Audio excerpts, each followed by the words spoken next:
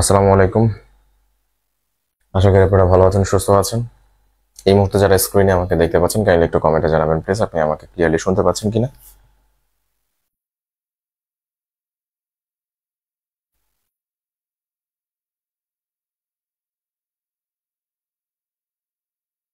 আজকের লাইভটি মূলত হচ্ছে আহ, নতুনদের জন্য। যারা পুরাতন তারা হয়তোবা এই কথাগুলো অনেকবার শুনে থাকতে পারেন, আর যারা নতুন তাদের জন্য আজকের লাইভটি। কারণ আমি রিসেন্টলি অনেকগুলো প্রশ্ন আমি পাচ্ছি যে কি কি যোগ্যতা লাগে, আমার এই সমস্যা, আমার ওই সমস্যা, আমি কি কেবিন ক্রু হতে পারবো কিনা। তারপর আরো কিছু কিছু কিউট কিউট টাইপের কিছু প্রশ্ন আমি পেয়ে থাকি। সো আমি ভাবলাম যে আসলে নতুনদের জন্য মনে হয় আবার মানে রিস্টার্ট করা প্রয়োজন। যারা পুরাতন তারা হয়তোবা সবকিছুই জানেন যে আসলে অ্যাপ্লাই করতে কি প্রয়োজন হয় আর অ্যাপ্লিকেশন কোথায় করতে হয়। সো আমার মনে হয় পুরাতন যারা আছেন তারা অন্যান্য বিষয়ে প্রশ্ন করতে পারেন, তাতে কোনো সমস্যা নেই। তবে নতুন যারা আছেন তারা বেশি প্রশ্ন করলে আমি খুব খুশি হব। আর এই মুহূর্তে আমাকে যারা স্ক্রিনে দেখতে পাচ্ছেন ইউটিউব থেকে অথবা ফেসবুক থেকে, কাইন্ডলি একটু কমেন্টে জানাবেন প্লিজ আপনি আমার কথা ক্লিয়ারলি শুনতে পাচ্ছেন কিনা।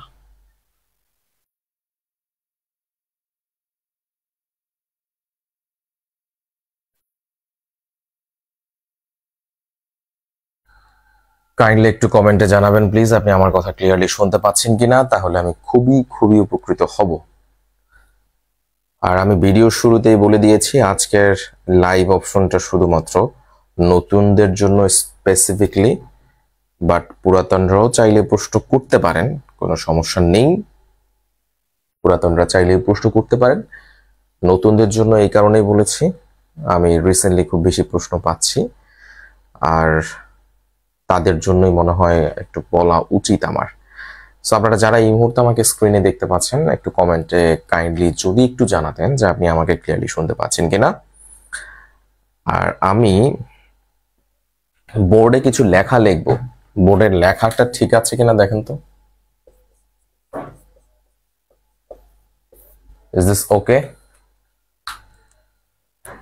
হ্যাঁ, আমার কাছে মনে হচ্ছে দিস ইজ ওকে, কারণ অনেক সময় হয় কি স্ক্রিনের লেখা উল্টো চলে আসে। সো এইভাবে হলে আমার মনে হয় বোর্ড ইউজ করে আমি কিছু লেখা লিখেও আপনাদেরকে বোঝাতে পারবো। সো অ্যাপ্লিকেশন করার জন্য কি কি যোগ্যতার প্রয়োজন হয় আর কিছু বেসিক ইনফরমেশন আমি দেব, এর মধ্যে থেকে যদি আপনারা শুনেন আশা করি কিছু না কিছু পাবেন। সো এখন আমি প্রশ্ন না পড়ে সোজাসুজি চলে যাচ্ছি টপিকের মধ্যে।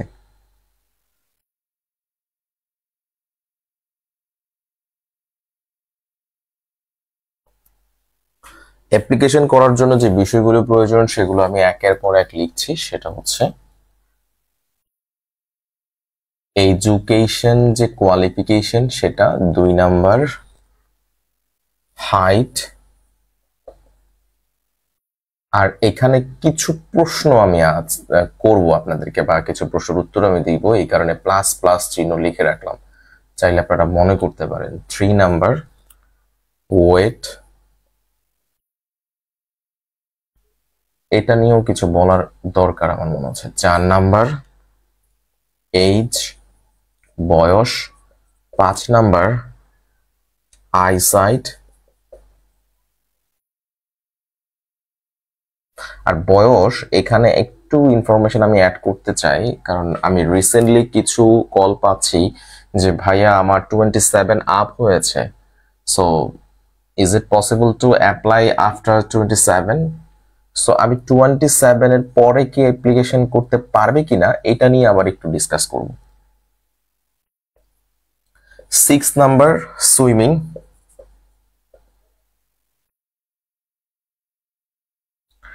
তারপর হচ্ছে 7 number 7 language skill. 8 number medical fitness.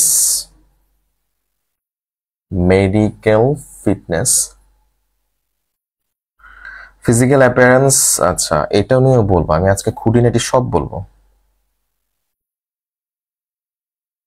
Physical আচ্ছা, বাকিটা লেখা যাচ্ছে না এখানে।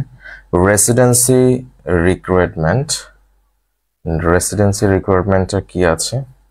আচ্ছা, আর রিক্রুটমেন্ট লিখছি। রিক্রুটমেন্ট বুঝবো, কিন্তু রেসিডেন্সি হয়তো মনে থাকতে পারে, নাও থাকতে পারে, এটাই লিখি রেসিডেন্সি। তারপর হচ্ছে benefit special note 11 number. Special note নিয়ে অনেকেই চিন্তায় আছে। স্পেশাল নোট বলতে বোঝানো হচ্ছে অ্যাপ্লিকেশন করতে পারবে কিনা, হ্যাঁ, এটা কি আসলে সম্ভব কিনা, অ্যাপ্লিকেশন করতে পারবে কিনা 2বারের বেশি। আচ্ছা, এইসব বিষয় নিয়ে এটা অ্যাড করার উচিত। আচ্ছা, এটা আমি বিমান প্লাস ইউএস বাংলা এভাবে লিখে রাখলাম, তাহলে আমার বোঝাতে সুবিধা হবে। আচ্ছা, আপনাদের আর কারো কোনো যদি প্রশ্ন থেকে থাকে তাহলে সেটা অবশ্যই কমেন্টে জানাবেন প্লিজ। যদি কারো প্রশ্ন থেকে থাকে আমি আপনাদের সেই প্রশ্নের উত্তর দেওয়ার চেষ্টা করব। অলরেডি 2টা কমেন্ট পেয়েছি, বাট কে করেছে সেটা জানতে চাই। নাসির উদ্দিন, আসসালামু আলাইকুম ভাইয়া, কেমন আছেন? আমি আলহামদুলিল্লাহ ভালো আছি। ভাইয়া, কত বছর বয়স পর্যন্ত কেবিন ক্রু জব করা যায়? হ্যাঁ, আমি এটা অবশ্যই ব্যাখ্যা করব, আমাকে কিছুটা টাইম দিতে হবে। আমি রিসেন্টলি একটু বেশি কল পাচ্ছি যে যারা নতুন এই বিষয়ে জানে না, অনেকে আছে গ্রাজুয়েশন কমপ্লিট করে ফেলেছে তারপরে এই বিষয়ে কোনো জ্ঞান নেই, তাদের উদ্দেশ্যে আমি মোটামুটি ভিডিওটা বানানোর চেষ্টা করব। সো আমার ভয়েস আপনাদের কাছে ক্লিয়ার যাচ্ছে কিনা এটা একটু কমেন্টে জানাবেন। আর আমি একটা জিনিস নিয়ে চিন্তা করেছিলাম যে একজন স্টুডেন্ট ইন্টারমিডিয়েট কমপ্লিট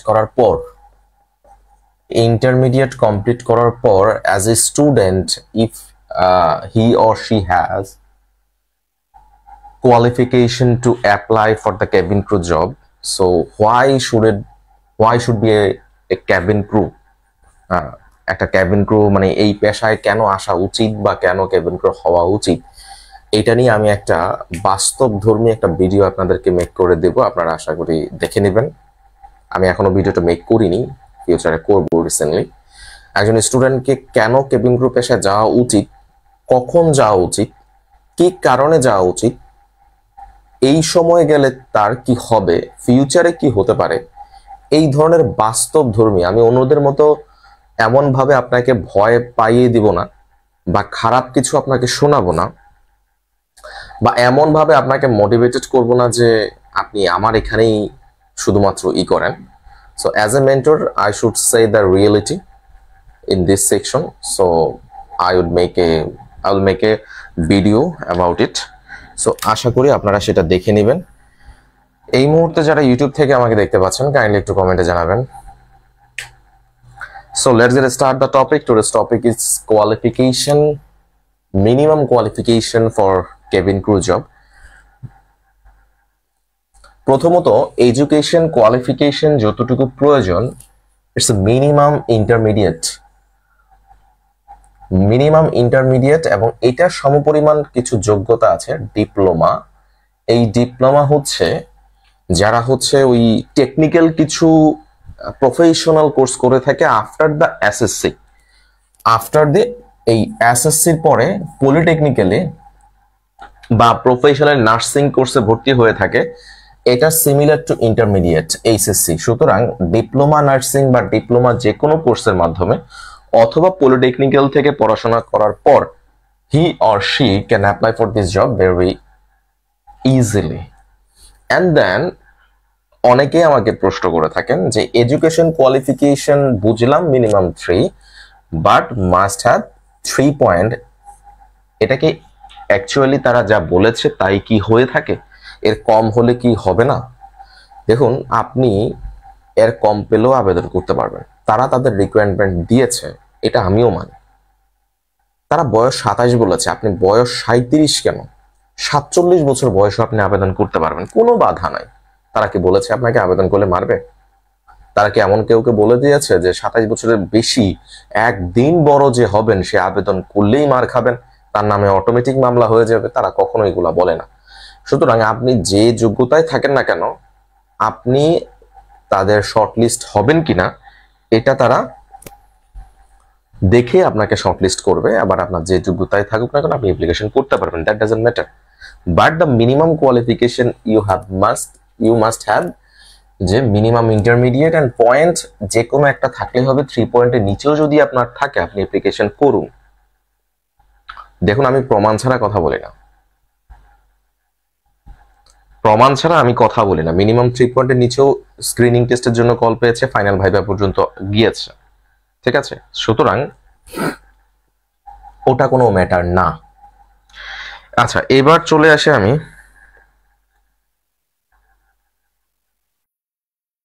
কাইন্ডলি আমাকে যারা একটু দেখছেন এই মুহূর্তে একটু কমেন্টে জানাবেন আপনি ক্লিয়ারলি আমাকে শুনতে পাচ্ছেন কিনা।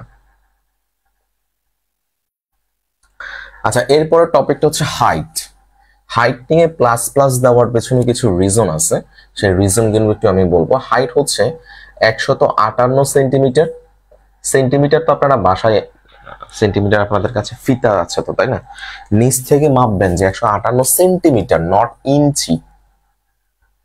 সেন্টিমিটারে 158 মিটার, 158 সেন্টিমিটার আপনি হন কিনা ফর ফিমেল, মেয়েদের জন্য 158 সেন্টিমিটার।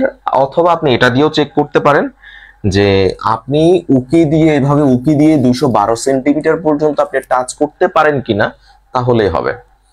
আর ছেলেদের জন্য উচ্চতা প্রয়োজন হচ্ছে 168 সেন্টিমিটার ফর মেল।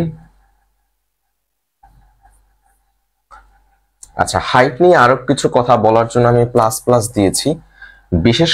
বিশেষ করে মেয়েদের এই সমস্যাটা আমি পেয়েছি বেশি। মেয়েরা আমাকে বা অনেক মেয়ে স্টুডেন্ট যারা ফোন দিয়ে বলে যে ভাইয়া আমি 158 সেন্টিমিটার বাট 212 সেন্টিমিটার আমি টাচ করতে পারি না। সো এটা একটু কষ্ট হয়ে যাবে। 212 সেন্টিমিটার উকি দিয়ে ধরতে পারা এই ব্যাপারটাই বেশি ফোকাস করে থাকে airlines company. By the way এটা আমি বলেছি ইউএস বাংলা এয়ারলাইন্স এর জন্য। বিদেশি যতগুলো এয়ারলাইন্স আছে like Qatar Airways, flynas, fly Dubai, Riyadh Air, Saudi Airlines, এরা সবগুলোই হচ্ছে 212 সেন্টিমিটার পর্যন্ত আপনি টাচ করতে পারেন কিনা। অনেকে মনে করে থাকে 212 সেন্টিমিটার শুধুমাত্র নর্মালি না, উকি দিয়ে 212 সেন্টিমিটার ধরতে হবে আপনাকে। এই হচ্ছে হাইট। সো এরপর লাস্টে কিছু সাজেশন আমি দেব। তারপর হচ্ছে ওয়েটটা ডিপেন্ড করে আপনার হাইটের উপর। অনেকেই ওয়েট নিয়ে অনেক চিন্তায় থাকে। সো ওয়েট আসলে কমানো যায়, বাড়ানো যায়। এই ক্ষেত্রে আপনার ওয়েটটা ডিপেন্ড করবে আপনার হাইটের উপর। আপনার হাইট কতটুকু সেইটুকু অনুযায়ী আপনার ওয়েট রাখতে হবে। এটার উপর কাউন্ট করে বিএমআই কাউন্ট করা হয়। অনেকে বিএমআই নিয়ে কনফিউশন থাকে।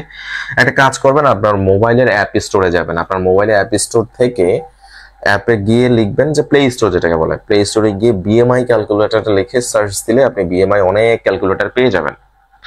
ওই ক্যালকুলেটরে আপনি সুন্দর করে আপনার হাইট কত, আপনার ওয়েট কত লিখে সার্চ দিলে আপনার বিএমআইটি চলে আসবে, টেনশন ফ্রি।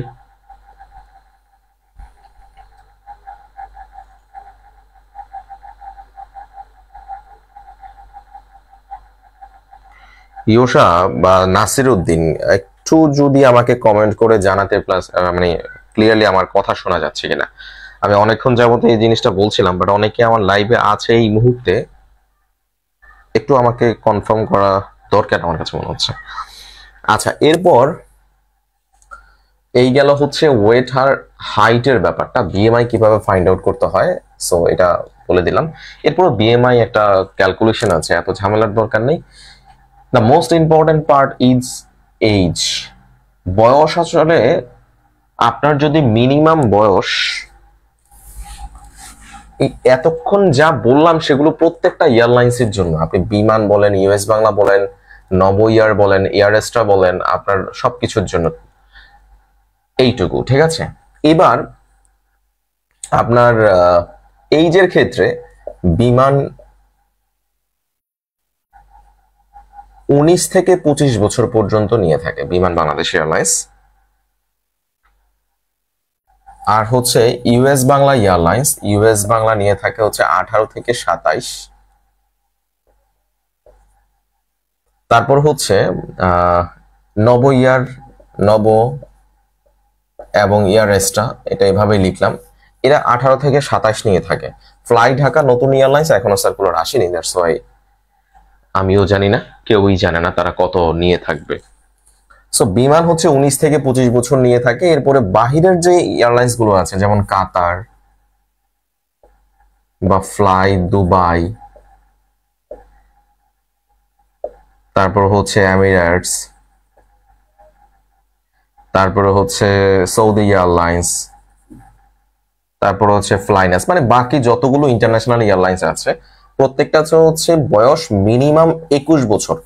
অর্থাৎ একজন ব্যক্তির ন্যূনতম বয়স হতে হবে 21 বছর। সর্বোচ্চ বয়স সীমা তারা মেনশন করে না, তবে ডিপেন্ডস অন ইউর ফিটনেস।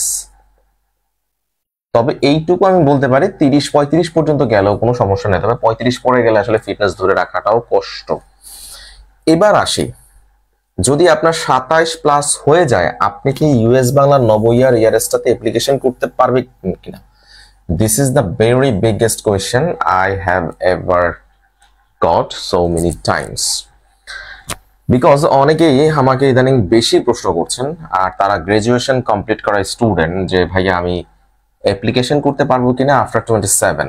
এখানে একটা বিষয় আমি বলি, আমি নিজেও কিন্তু আমার কোচিং এর মধ্যে ফ্লাইজবের মধ্যে কোনো স্টুডেন্ট অ্যাডমিশন নিলে বলতাম যে 27-এর বেশি হলে আমি নেব না for Bangladesh airlines. But if you crossed 27 then you can eligible for international airlines. তখন সেই ইন্টারন্যাশনালের জন্য ভর্তি হলে হতো। কিন্তু ফিউ ডেজ এগো আমি এমন স্টুডেন্টও পেয়েছি যার বয়স হচ্ছে 32 বছর, বাট ইউএস বাংলা এয়ারলাইন্সে সে ফাইনাল ভাইবা দিয়েছে। Can you believe it? বয়স হচ্ছে 32 বছর, সে ফাইনাল ভাইবা দিয়েছে। ইভেন আরেকজন ছেলে স্টুডেন্ট আমি পেয়েছি যে আফটার 28 অর্থাৎ 28 প্লাস তার এজ, সেও ভাইবা দিয়েছে। সো এখন কি তাদেরকে এক্সপিরিয়েন্স ছিল কোনো কাজে? না, মূলত US Bangla airlines experienced mention করে শুধুমাত্র কেবিন ক্রু এক্সপিরিয়েন্সড আছে কিনা from other airlines. That doesn't mean you have experience from something tourism company or salesman or এইরকম কোনো কিছু চাকরি করে তোমার অভিজ্ঞতা আছে, সেই অভিজ্ঞতাকে তারা কিন্তু প্রাধান্য দেয় না। সো এদের তাহলে কি কোয়ালিটি ছিল যে তারা কল পেয়েছে? জাস্ট কল পেয়েছে, শর্টলিস্ট হয়েছে, এটার ব্যাখ্যাই আমি দিচ্ছি। ফাইনাল ভাইবার কথা তো পরের বিষয়। তাদেরকে শর্টলিস্ট করার পিছনে সব থেকে বড় রিজন হচ্ছে লুকস। কিসের লুকস?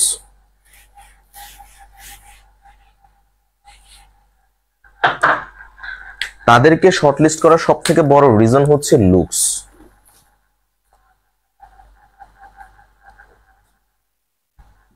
আমাদের সমাজে কিছু কিছু লোক আছে, দেখবে যে বয়স হয়েছে 30, বাট তাকে দেখতে মনে হয় যেন 26 কিংবা 25। অর্থাৎ আপনার চেহারায় যদি বয়সের ছাপটা না পড়ে, আপনার বয়সটা তার থেকে কম বয়স মনে হতে পারে, অথবা অথবা আপনার অ্যাপিয়ারেন্স বা লুকস, স্টাইল করে যে ছবি তোলার যে লুকস বা অ্যাপিয়ারেন্সটা, এটাতেও আপনার লুকসটা এমন মনে হচ্ছে যে আপনি 30 ক্রস করেননি বা 27 ক্রস করেননি, আপনি এর কম মনে হয়। এই যে লুকসের যে ব্যাপারটা, এটা তারা ফলো করে থাকে। আর এটা যদি বোঝা যায় যে না আপনার বয়সটা আদতে কম মনে হচ্ছে, সেই ক্ষেত্রে আপনাকে কল দেওয়ার পসিবিলিটি আছে। যারা 27 বছর পার হওয়ার পরও কল পেয়েছে, আমি তাদের এই বিষয়ে একটু অ্যানালাইসিস করেছিলাম যে কি কারণে তারা কল পাচ্ছে। তো আমার কাছে যখন ইনফরমেশন আসছে, আমি তাদেরকে বলেছিলাম যে আমি তোমাদের সাথে একটু কথা বলতে চাই। তো আমি ফোন দিলাম বা অনেকের সাথে হচ্ছে SMS ও কথা বললাম। তো তাদের পিকচার আমি নিলাম, নিয়ে বললাম যে আচ্ছা তোমার পিকচারটা একটু দেখি, আমি তোমার 3R পিকচার, তোমার পাসপোর্ট সাইজের পিকচারগুলো আমাকে একটু পাঠাও তো, দেখি ঠিক আছে কিনা। তো সবগুলো অ্যানালাইসিস করে আমি দেখলাম যে যে কয়েকজন 3-4 জন কল পেয়েছে, তাদের লুকসটা আসলে যে বয়স আমাকে বলেছে যে ভাইয়া আমার, বিশেষ করে মেয়ে স্টুডেন্ট যেটা বয়স 30 আপ করেছে, হাজব্যান্ড আছে, ম্যারিড পার্সন। সো তাকে যখন আমি দেখলাম, আমি আসলে নিজেই অবাক যে আসলে তার 32 বছর চলে। এটা আসলে আমি কেন, আপনারাও দেখলে বা হয়তো বিশ্বাস করবেন না। এরপরে যখন আরেকজন ছেলের কথা আমি পেলাম, তার ছবি দেখলাম, আরেকজনের এরকম পেলাম। তো 3 জনের পিকচার নিয়ে আমি একটু গবেষণা করলাম, করে দেখলাম যে না আসলে তাদের বয়সটা সেটা চেহারাতে বোঝা যায় না, ফেসের মধ্যে বোঝা যায় না। যদি না বোঝা যায় সেই ক্ষেত্রে আপনি 27+ হলেও অ্যাপ্লিকেশন করতে পারবেন। সো এখন আপনাদের মনে একটা প্রশ্ন থাকতে পারে যে ভাইয়া, তাহলে আমাদের যাদের বয়স বেশি হয়ে গিয়েছে, তা আমরা কিভাবে বুঝবো যে আমাদের বয়সের মধ্যে বয়সের ছাপটা কি আছে কিনা? এটা আসলে মানুষই বলে দেবে। মানে আপনি কারো সামনে যদি দাঁড়ান, সে বলে দেবে যে আপনার বয়সটা কেমন, তাই না? তবে যাদের মধ্যে এই ধরনের সমস্যা আছে, যে উল্টা সমস্যা কেমন? অনেকের মধ্যে এই সমস্যা থাকে যে বয়স তার 25, কিন্তু দেখতে লাগে তাকে 30 আপ মনে হচ্ছে। সো এমন যদি সমস্যা থেকে থাকে, এটা মূলত একটা জেনেটিক্যালি প্রবলেম। আমি এখন ডাক্তারি ভাষায় চলে যাচ্ছি না, বাট আমার যতটুকু জ্ঞান আছে সেটা আমি তোমাদেরকে দেওয়ার চেষ্টা করব। মানব দেহের প্রত্যেকটা অঙ্গ প্রত্যঙ্গের যে কার্যক্রম চলার পেছনে যে ব্রেন তো দায়ী, সেটা ঠিক আছে, কারণ সবকিছুর মূল ব্রেন। বাট মানব দেহের মধ্যে কিছু কিছু পরিবর্তন হচ্ছে হরমোন গঠিত কারণ হয়ে থাকে। তেমনি একটি হরমোনের নাম হচ্ছে কোলাজেন হরমোন। মানব দেহের মধ্যে কোলাজেন হরমোনের পরিমাণটা যদি কমে যায়, সেই ক্ষেত্রে একটা মানুষের যে বয়স, তার থেকে বেশি বয়স মনে হবে। কোলাজেন যে হরমোন, সেটা স্কিনটাকে একটু ফ্লো রাখার চেষ্টা করে, হ্যাঁ, গ্লো রাখার চেষ্টা করে। এই কোলাজেন হরমোন যার শরীরের মধ্যে পর্যাপ্ত পরিমাণ আছে, আবার অতিরিক্ত যদি থাকে তাহলে আরেক ঝামেলা। তোমার বয়স 25 বা তোমার বয়স 30, তোমাকে দেখা যাবে আবার 12 বছরের বাচ্চার মতো, 15 বছরের বাচ্চার মতো। তাহলে কিন্তু আবার উল্টা সমস্যা হয়ে যায়, তাই না? প্রত্যেকটা জিনিসের একটা ইফেক্ট এন্ড সাইড এফেক্ট আছে। সো আমি এটা দ্বারা বোঝাতে চাচ্ছি যে যাদের এই ধরনের প্রবলেম আছে, যাদের নাই, তাদের ইউজ করার দরকার নেই। কোলাজেন হরমোন এটা যদি হয় কমে যায়, পরিমাণে কম থাকে, সেই ক্ষেত্রে ফেসের মধ্যে বয়স্ক একটা ভাব চলে আসে। সো তোমরা ডাক্তারের সাথে আলোচনা করতে পারো যে স্যার, আমার এইজ আসলে এত, বাট আমার লুকসটা আসলে এমন বোঝায়, সেই ক্ষেত্রে আমি কি করতে পারি? তাহলে ডাক্তার ভালো বলছে। আমার এই ভিডিও দেখে, আমার এই পরামর্শ শুনে বাসায় গিয়ে অথবা তোমার কোনো একটা জায়গা থেকে কোলাজেন ট্যাবলেট বা কোলাজেন সেরাম ইউজ করা শুরু করে দিলে তাহলে কিন্তু হবে না, কারণ আমার থেকে ডাক্তার আরো ভালো বোঝে। ঠিক আছে, আমি হয়তো বা জানি ব্যাপারটা, তাই তোমাদের সাথে শেয়ার করলাম। যাদের বয়স কম বাট দেখাচ্ছে মনে হচ্ছে বেশি, তারা কোলাজেন সেরাম বা কোলাজেন এই জাতীয় কোনো হরমোন বুস্টার খেতে পারো বা ইউজ করতে পারো। আমার মনে হয় ইউজ করাটাই বেটার খাওয়ার থেকে, কারণ এটা খাওয়াটা খুব বেশি ইফেক্ট পড়ে থাকে। সো এটা ডাক্তার ভালো বুঝবে, আমার থেকে ডাক্তাররা ভালো বুঝবে, তোমরা ডাক্তারের সাথে পরামর্শ নিবে। সো এটা হচ্ছে আমার একটা পরামর্শ। এই হরমোন বাড়ানোর উপায় কি? ওই যে কোলাজেন হরমোন এটা যদি ন্যাচারালি বাড়াতে চাও, তাহলে সবুজ শাকসবজি, গাজর, তারপর হচ্ছে টমেটো, তারপর শসা, ন্যাচারাল যত ফুড বেশি খাওয়া যায়, পাকিস্তানের একটা জায়গা আছে, কাফিরিস্তান মেবি সম্ভবত, আমি যদি ভুল না করে থাকি, পাহাড় অঞ্চলের দিকে কাফিরিস্তান সম্ভবত।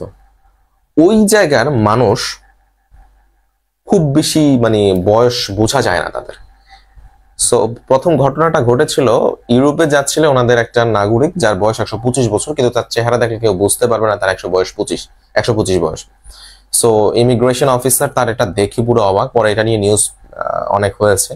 এরপরে সায়েন্টিস্টরা ওই এলাকায় গিয়েছেন যে আসলে ওই এলাকার মানুষদের এত আয়ু কেন, এবং তাদের লুকস কেন বোঝা যায় না যে এত বয়স।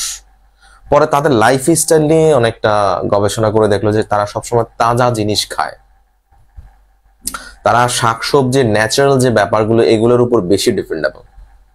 এই কারণে তাদের লুকস হচ্ছে ওল্ডেস্ট হয় না, হ্যাঁ, তারা হচ্ছে তাদের তারুণ্যটা ধরে রাখতে পারে, তারা সবসময় ন্যাচারাল জিনিসের প্রতি থাকে। সো আমার মনে হয় এইভাবে বুস্টার কোনো কিছু খেয়ে বয়স ধরে রাখার দরকার নেই, ন্যাচারাল ফুড খাও, এমনিতে হয়ে যাবে। আর যাদের একটু বেশি সমস্যা, কারণ অনেকেই আছে জেনেটিক্যালি এই ধরনের রোগে আক্রান্ত, যে বয়স কম বাট দেখা যাচ্ছে মনে হয় বেশি, সেই ক্ষেত্রে তারা ডাক্তার দেখাতে পারো। It's my personal advice. আবার আমার এই কথা শুনে হুট করে আমার এই কথা শুনে হুট করে আবার এসব খেয়ে আবার বেশি আবার উল্টাটা করে ফেলে না, কারণ 25 বছর তোমার, বাট তোমাকে দেখাচ্ছে 30, তুমি এখন এই হরমোন বুস্ট করার জন্য ট্যাবলেট মানে খাওয়া দাওয়া শুরু করে দিলে, খেয়ে পরবর্তীতে তোমার বয়স আস্তে আস্তে বাড়তে থাকলো, ঠিকই 30-এর মধ্যে গেল, বাট তোমার ওই লুকসটা এমনই রয়ে গেল যেটা 25-এর মতো উল্টে গেল আর কি, মানে উল্টা। কারণ এই হরমোন বেশি হলে কিন্তু আবার উল্টাটা ঘটবে, তো তখন কিন্তু আরো মহা বিপদ। বিয়ে করতেও বিপদ, বলবো যে এই তো বয়সই হয় না, এই তো ম্যাচিউর না, তার বয়স লুকাচ্ছে, মানে বাড়িয়ে বলছে, মিথ্যা কথা বলছে, তখন উল্টা বলবে। সো আমি আর ওই বিষয়ে কথা বলতে চাচ্ছি না, এটা আমার একটা পার্সোনাল অ্যাডভাইস ছিল যাদের ক্ষেত্রে এমনটা হয়। আইসাইট কি আসলে কোনো সমস্যা হয় কিনা? আইসাইট হচ্ছে 6/6 লাগবে। আচ্ছা, এখন অনেকেই আমাকে প্রশ্ন করে থাকেন, ভাইয়া আইসাইট যে 6/6 বলেছে, এটা কিভাবে বুঝবো? How can you understand that our eyesight is 6/6? So এটা আসলে জেনারেলি যদি আমি বলি, যদি তুমি চশমা ব্যবহার করা ছাড়া সামনের জিনিস অর্থাৎ দূরের জিনিস, কাছের জিনিস, যেটাকে আমরা আগের কারিকুলামের ক্লাস 8-এর বইতে পড়েছিলাম, তোমাদের মনে আছে কিনা? মায়োপিয়া আর একটা কি জানি ছিল, বাংলাটা মনে আছে, হ্রস্ব দৃষ্টি দীর্ঘ দৃষ্টি। তো এই হ্রস্ব দৃষ্টি দীর্ঘ দৃষ্টি যদি তোমার সমস্যা না থাকে, ডানে বামে কোনো সমস্যা নেই, দূরের জিনিস কাছের জিনিস স্পষ্ট দেখতে পাও, চশমার প্রয়োজন হয় না, তাহলে তোমার 6/6-এ আছে, এটা এমনিতেই বোঝা যায়। আর যদি তোমার স্পেকটাকেলস ইউজ করতে হয়, চশমা ব্যবহার করতে হয়, তাহলে সেই ক্ষেত্রে তুমি কন্টাক্ট লেন্স ইউজ করতে পারো। লেন্স ইউজ করার পারমিশন আছে for US Bangla and air extra. তাহলে আইসাইডের কথা গেল। এখন চোখের অ্যালার্জি বা এই ধরনের যাবতীয় কোনো সমস্যা থেকে থাকলে সেই ক্ষেত্রে ডাক্তার দেখানোটা উচিত।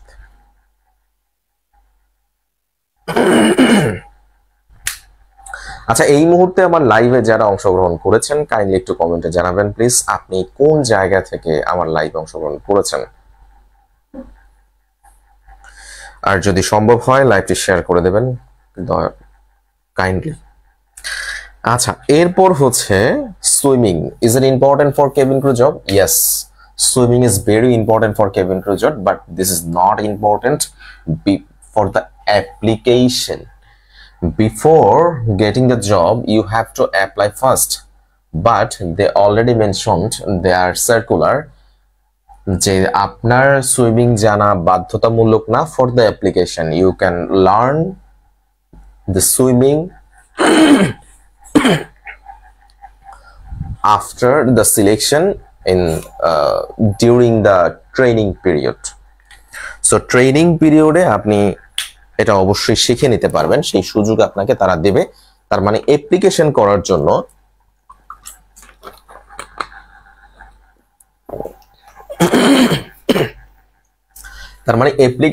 জন্য আপনার সুইমিং জানা ম্যান্ডেটরি না,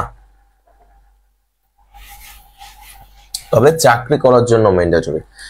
ল্যাঙ্গুয়েজ স্কিল, ভাষা, দেখুন ভাষা দক্ষতা, ঠিক আছে। তা এখন আপনাদের সব থেকে বড় ভয়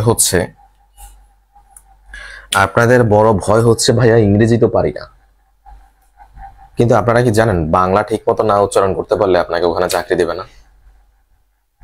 আমার লাইভে এই মুহূর্তে যারা অংশগ্রহণ করছেন বুকে হাত দিয়ে বলতে পারেন ঠিক মতো বাংলা উচ্চারণ করতে পারেন? আমার বিশ্বাস সবাই পারেন, কিন্তু অনেকেরই সমস্যা আছে চট্টগ্রামের টোনে কথা বলা, কক্সবাজারের কিছু টোন আছে, সিলেটি ভাষা, কিয়ামাত মাতুন, এই যে গ্রাম্য বা আঞ্চলিক ভাষার যে টান, এই টান যদি আপনার কথার মধ্যে থেকে থাকে আপনি চাকরি পাবেন না, এটা গ্যারান্টি। সো আমরা ইংরেজি শেখার জন্য লাফিয়ে উঠি, কিন্তু বাংলাতে যে সমস্যা আছে এটা কেউ বের করার চেষ্টা করে না। ইংরেজি জানতে হবে ভাষা জানতে হবে বাংলা এবং ইংরেজি বোথ। তবে আমরা বাংলাদেশি এটা মনে করে আবার ভেবে বসে থাকবেন না যে আমার বাংলা উচ্চারণ ঠিক আছে, তাহলে বিপদ। বাংলা আপনার 50%, ইংলিশ আপনার 50%, এই 50-50 মিলিয়ে 100% আপনার ভাষাগত দক্ষতাটাকে ফুটিয়ে তুলবে। ঠিক আছে? তো এখন ইংরেজি বলা, যে ভাই আমি ইংরেজি বলতে পারি না, it's my biggest problem. Here I can say the solution of your problem. So concentration দাও। এখানে দক্ষতার কথা বলেছে, 1 2 নাম্বার বলেছে ভাষা। এখন আমার তোমাদের কাছে একটা প্রশ্ন, যে গ্রামার আগে আসছে দুনিয়াতে না ভাষা আগে আসছে? এই যে ইংলিশ গ্রামার, আগে কি গ্রামার আবিষ্কার করে বলেছিল, অক্ষর আবিষ্কার করে তারপরে বলেছিল এইভাবে ব্যবহার করতে হবে, গ্রামার আসছিল, এরপরে মানুষ ভাষা শিখেছিল, এমন কিছু না। ভাষা আগে আসছে, গ্রামার পরে আসছে। তো তোমাদের সমস্যাটা হচ্ছে, তোমাদের না আসলে আমাদের হচ্ছে বাংলাদেশি এডুকেশন যে কারিকুলাম সেটা আসলে এমনই, আমাদেরকেও ছোটবেলায় টিচাররা পড়িয়েছেন এই বলতো নাউন কত প্রকার, প্রনাউন কত প্রকার, সেন্টেন্স, আই ইট রাইস, হি, এই এক্সাম্পল দিয়ে আমাদেরকেও গ্রামার এভাবে শিখিয়েছে। এরপর আমাদেরকে রাইটিং শিখিয়েছে। রাইটিং বলতে কি, রাইটিং আমরা যেটা শিখেছিলাম সেটা হচ্ছে মুখস্থ বিদ্যা শিখেছিলাম, প্যারাগ্রাফ, কম্পোজিশন, তারপর হচ্ছে স্টোরি, এই ধরনের জিনিসগুলো আমাদেরকে মুখস্থ বিদ্যা দ্বারা শিখিয়েছিল। সো এটাই আমরা আসলে ওই রাইটিংটাও ভালো পারি, আবার গ্রামারও ভালো পারি, কিন্তু প্রবলেম হচ্ছে বলা। আচ্ছা, বলতে পারি না এর মানেটা কি? বলতে পারো না বলতে তুমি ন্যাচারালি আল্লাহ তোমার জবান বন্ধ রেখেছে যখন ইংলিশ বলতে চাও, এমন কিছু ঘটনা কি আসলে এমন? একটা বাচ্চা কখন ভাষা শেখে? শুনতে শুনতে, এরপরে সে বলে, বলার সময় কি ধরেই বাবা বলে শিখে যায় না, পাপা, পা পা পা, ডা ডা ডা, এইভাবে ছোট বাচ্চার এই শব্দগুলা কিন্তু আমরা খুব ইজিলি নেই এবং খুব কিউট লাগে তার কাছ থেকে শুনতে। এই কারণে তার সাথে সাথে আমরা এগুলা বলি। একটা সময় সে যখন গ্রো আপ করে, বড় হয়, দেন সে কি ইজিলি বাবাও ডাকটা সুন্দরভাবে করতে পারে। বাট আমাদের সামাজিক অবক্ষয় একটা অন্য বিষয়, যে একটা স্টুডেন্ট বড় হয়ে গিয়েছে, এখন অন্য আরেকটি ভাষা শিখবে, সে যদি ভুল করে, কোত্থেকে আসছে, ইংলিশ বলতে আসছে, ঠিকঠাক মতো গ্রামার পারে না, এই ক্রিটিসাইজ গুলো করার কারণে অনেকেই হচ্ছে লজ্জা পায়, ইংরেজি বলতে চায় না।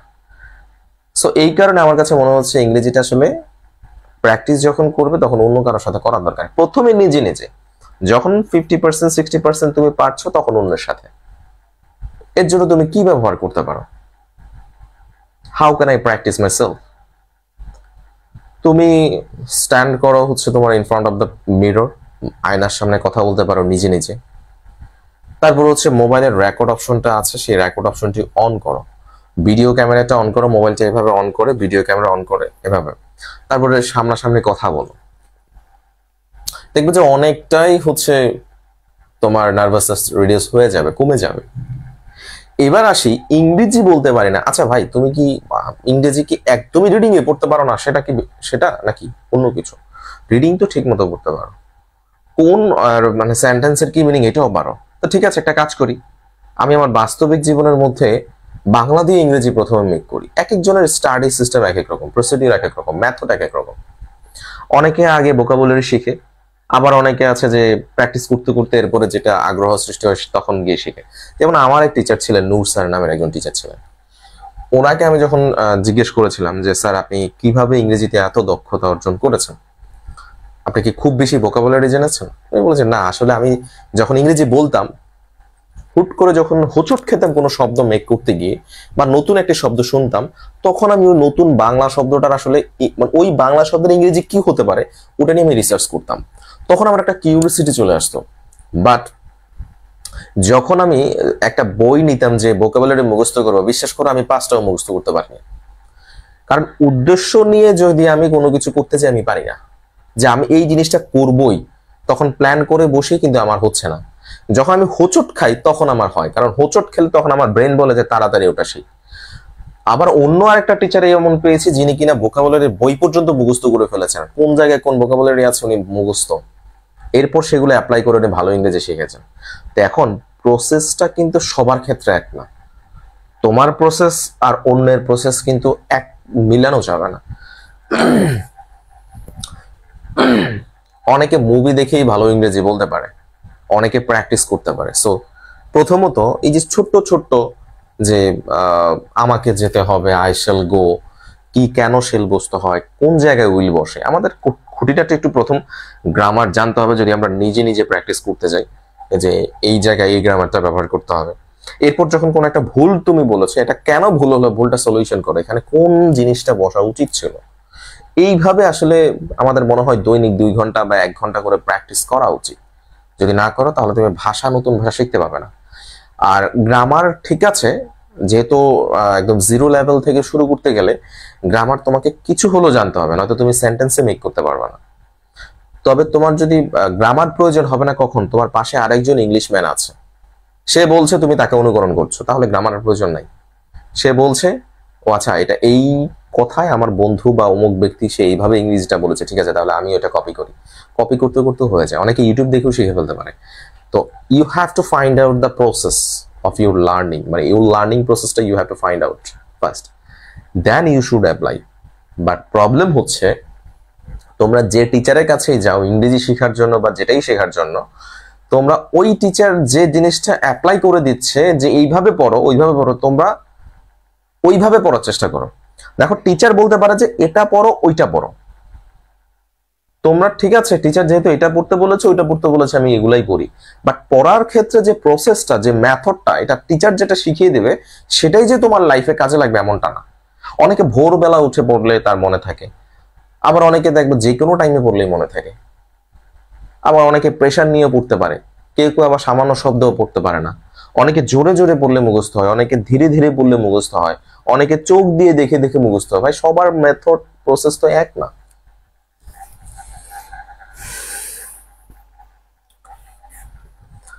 So let's talk the next part, medical fitness. Medical ফিটনেসটা এটা হচ্ছে তোমার মরণ ব্যাধি যদি কোনো প্রবলেম না থাকে, মরণ ব্যাধি বলতে কি বোঝাচ্ছে, তোমার ক্যান্সার, হার্ট ফেল অথবা হার্ট ব্লক, তারপর হচ্ছে ব্লাড ক্যান্সার, লিভার কোনো সমস্যা, যে সমস্যার কারণে তোমার মরণ আসলে মোটামুটি বলাই যেতে পারে, নিশ্চিত করে বলা যাবে না কারণ এটা একমাত্র আল্লাহর হাতে, বাট এটা ধরা যায় যে এমন একটা সিরিয়াস রোগ সে স্বাভাবিকভাবে চলতে পারবে না, স্বাভাবিকভাবে চলতে পারবে না, শুয়ে থাকতে হবে, এমন কোনো মরণ ব্যাধি যেন সমস্যা তোমার ভেতর না থাকে, এটাই তারা মূলত বলছে। অনেকের অ্যালার্জির প্রবলেম আছে, হ্যাঁ অ্যালার্জির প্রবলেম আছে, এটাও বড় ইস্যু করবে কখন, ডিজেবল হলে। ভাই অ্যালার্জি তো আমারও আছে, কিন্তু এটা একটা ন্যাচারাল বিষয়। ইভেন টিকা দেওয়ার পর, করোনার টিকা দেওয়ার পর অ্যালার্জিক প্রবলেমটা আরো বেশি মানে উদয় হয়েছে। ইভেন যাদের টিকা ব্যবহার করা হয়েছে তারাই কিন্তু বলেছে যে হ্যাঁ এটার একটা সাইড ইফেক্ট হচ্ছে অ্যালার্জি। সো এখন তো সারা বিশ্বের মানুষই ধরতে গেলে অ্যালার্জির প্রবলেম আছে। সো অ্যালার্জি কয়েক ধরনের হতে পারে, অনেকের সামান্য একটু অ্যালার্জি হলে পুরো শরীর লাল হয়ে যায়। তো এখন this is the visible part, this is also the visible part and main part also. So এই এখন তোমার অ্যালার্জি হলে যদি এই জায়গায় একদম লাল হয়ে যায়, এই জায়গায় লাল হয়ে যায়, এই জায়গায় লাল হয়ে যায়, লাল লাল, কিছু কিছু মানুষের রাস্তায় এরকম দেখবে যে পুরা শরীর লাল, আমিও মাঝে মাঝে দেখি এরকম, যে মানে ন্যাচারালি মানে নর্মালি মানুষ, কিন্তু তার পুরা শরীর মুখ টোক হয়ে যায় একদম পুরো লাল, জবা ফুলের মতো লাল হয়ে আছে, মনে হয় যেন একটু আগে তাকে মারছে কেউ। সো ওইটাও কিন্তু kind of allergy problem. So এখন তোমার ন্যাচারাল যে স্কিন কালার আছে হঠাৎ করে সেটা যদি চেঞ্জ হয়ে যায় অ্যালার্জি প্রবলেমের কারণে, তাহলে তো ভাই একটা ইস্যু করবেই। কিন্তু ছোটখাটো অ্যালার্জি, এদিকে একটু চুলকাচ্ছে ওইদিকে একটু চুলকাচ্ছে, এই ক্ষেত্রে আমি বলবো যে মেডিসিন নিলেই ঠিক হয়ে যাবে, স্কিন ডিজিজ যেন না থাকে। আচ্ছা ইউশো আমাকে দেখতে পাচ্ছেন টাঙ্গাইল থেকে, আরিয়ান রাজিমেল বিক্রমপুর ঢাকা। আর কে কোথা থেকে আমাকে এখন দেখতে পাচ্ছেন কাইন্ডলি একটু কমেন্টে জানাবেন প্লিজ।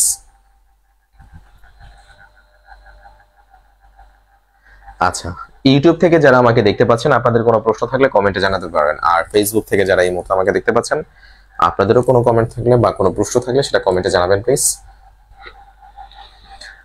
তারপর হচ্ছে medical fitness, physical appearance, this is the very important for the application and screening test, attending the screening and aptitude psychometric and other stuff. এর পিছনে কারণ হচ্ছে অনেকেই যখন এই অ্যাপিয়ারেন্সের দিকটাকে বেশি নর্মাল ভাবে নিয়ে নেয়। কেন? আচ্ছা, অ্যাপ্লিকেশন করেছি, যাই একটা পরীক্ষা দিই, ফর্মাল যেতে বলেছে, ঠিক আছে ফর্মাল একটা পড়লাম, হয়ে গেল, যাই দেখি। এই দেখতে গিয়েই হচ্ছে বাধা।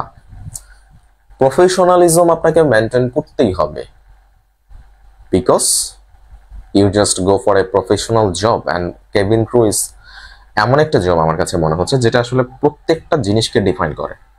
আমি খুবই আগে লাইভে একদিন বলেছিলাম যে কেবিন ক্রু বুঝবেন। সো এই কথাটা কিন্তু আরেকটা সেক্টরও মানে বলে, সেটা হচ্ছে ল সেক্টর। ল সেক্টরও কিন্তু এই জিনিসটা বলে যে a lawyer nose everything from something, something from everything. আমি সিমিলারলি বলি যে এই cabin crew nose everything from something, something from everything, কারণ তাকে সবকিছুই জানতে হবে। সো অ্যাপিয়ারেন্সের যে ব্যাপারটা, এটা হচ্ছে একটা নিজের প্রতি কনসার্ন থাকা, যে আমি কতটুকু আমাকে সুন্দর করতে পারছি। সুন্দর বা beauty, it doesn't matter of your skin colour, and it never depends on your skin colour. So smartness, এই অ্যাপিয়ারেন্স, এটা একটা বড় বিষয় যে আমি কতটুকু নিজেকে স্মার্ট করে আমাকে উপস্থাপন করতে পারছি, একটা স্টুডেন্ট কতটুকু পারছে সেটা তারা দেখে থাকে। সো অনেকেই আমি দেখেছি যারা স্ক্রিনিং টেস্টের জন্য যায় বা কল পাওয়ার জন্য অ্যাপ্লিকেশন করে, ক্লিন শেপ করে না, ছেলেদের ক্ষেত্রে বলি আমি। ইভেন অনেক স্টুডেন্ট আছে আমার লাইভে অনেক প্রশ্ন করেছে, আমি তাদেরকে ক্লিয়ারলি বলেও দিয়েছি, ইভেন দো আমাকে ফোন করেও বলেছে, আমি তারপরেও ক্লিয়ার করে দিয়েছি। কয়েকদিন পরে আমাকে মেসেঞ্জার হোয়াটসঅ্যাপে মেসেজ করে বলছে, ভাই আমি কল পাচ্ছি না কেন, একটু বলবেন প্লিজ। আমি বললাম আচ্ছা ঠিক আছে, তোমার ছবিগুলো দেখাও আমাকে। যখন আমি ছবিগুলো দেখলাম যে প্রথমেই ভুল, তার শেপ নেই, ক্লিন শেপ নেই। তো ছেলেকে অবশ্যই ক্লিন শেপ হতে হবে। এবার আসি, হেয়ার স্টাইল কিন্তু অনেকটা বড় একটা বিষয়। হেয়ার স্টাইল অনেকটা বড় অ্যান্ড আমার কাছে মনে হচ্ছে একটা big issue. For example, if I do this, look at me, if I do this, আমাকে কেমন লাগছে? Is this a professional? No. আমি এটার সাথে যদি একটা সাদা শার্ট, কালো প্যান্ট, ব্লেজার শো পরি, একদম পুরো টোটালি ফর্মালিটি আমি মেনটেন করি, তারপর আমাকে কেমন দেখাবে? হ্যাঁ, চুলগুলো যদি কপারে নিয়ে আসি, খারাপ দেখাবে না? তাহলে তো এটা ফর্মাল হয় না।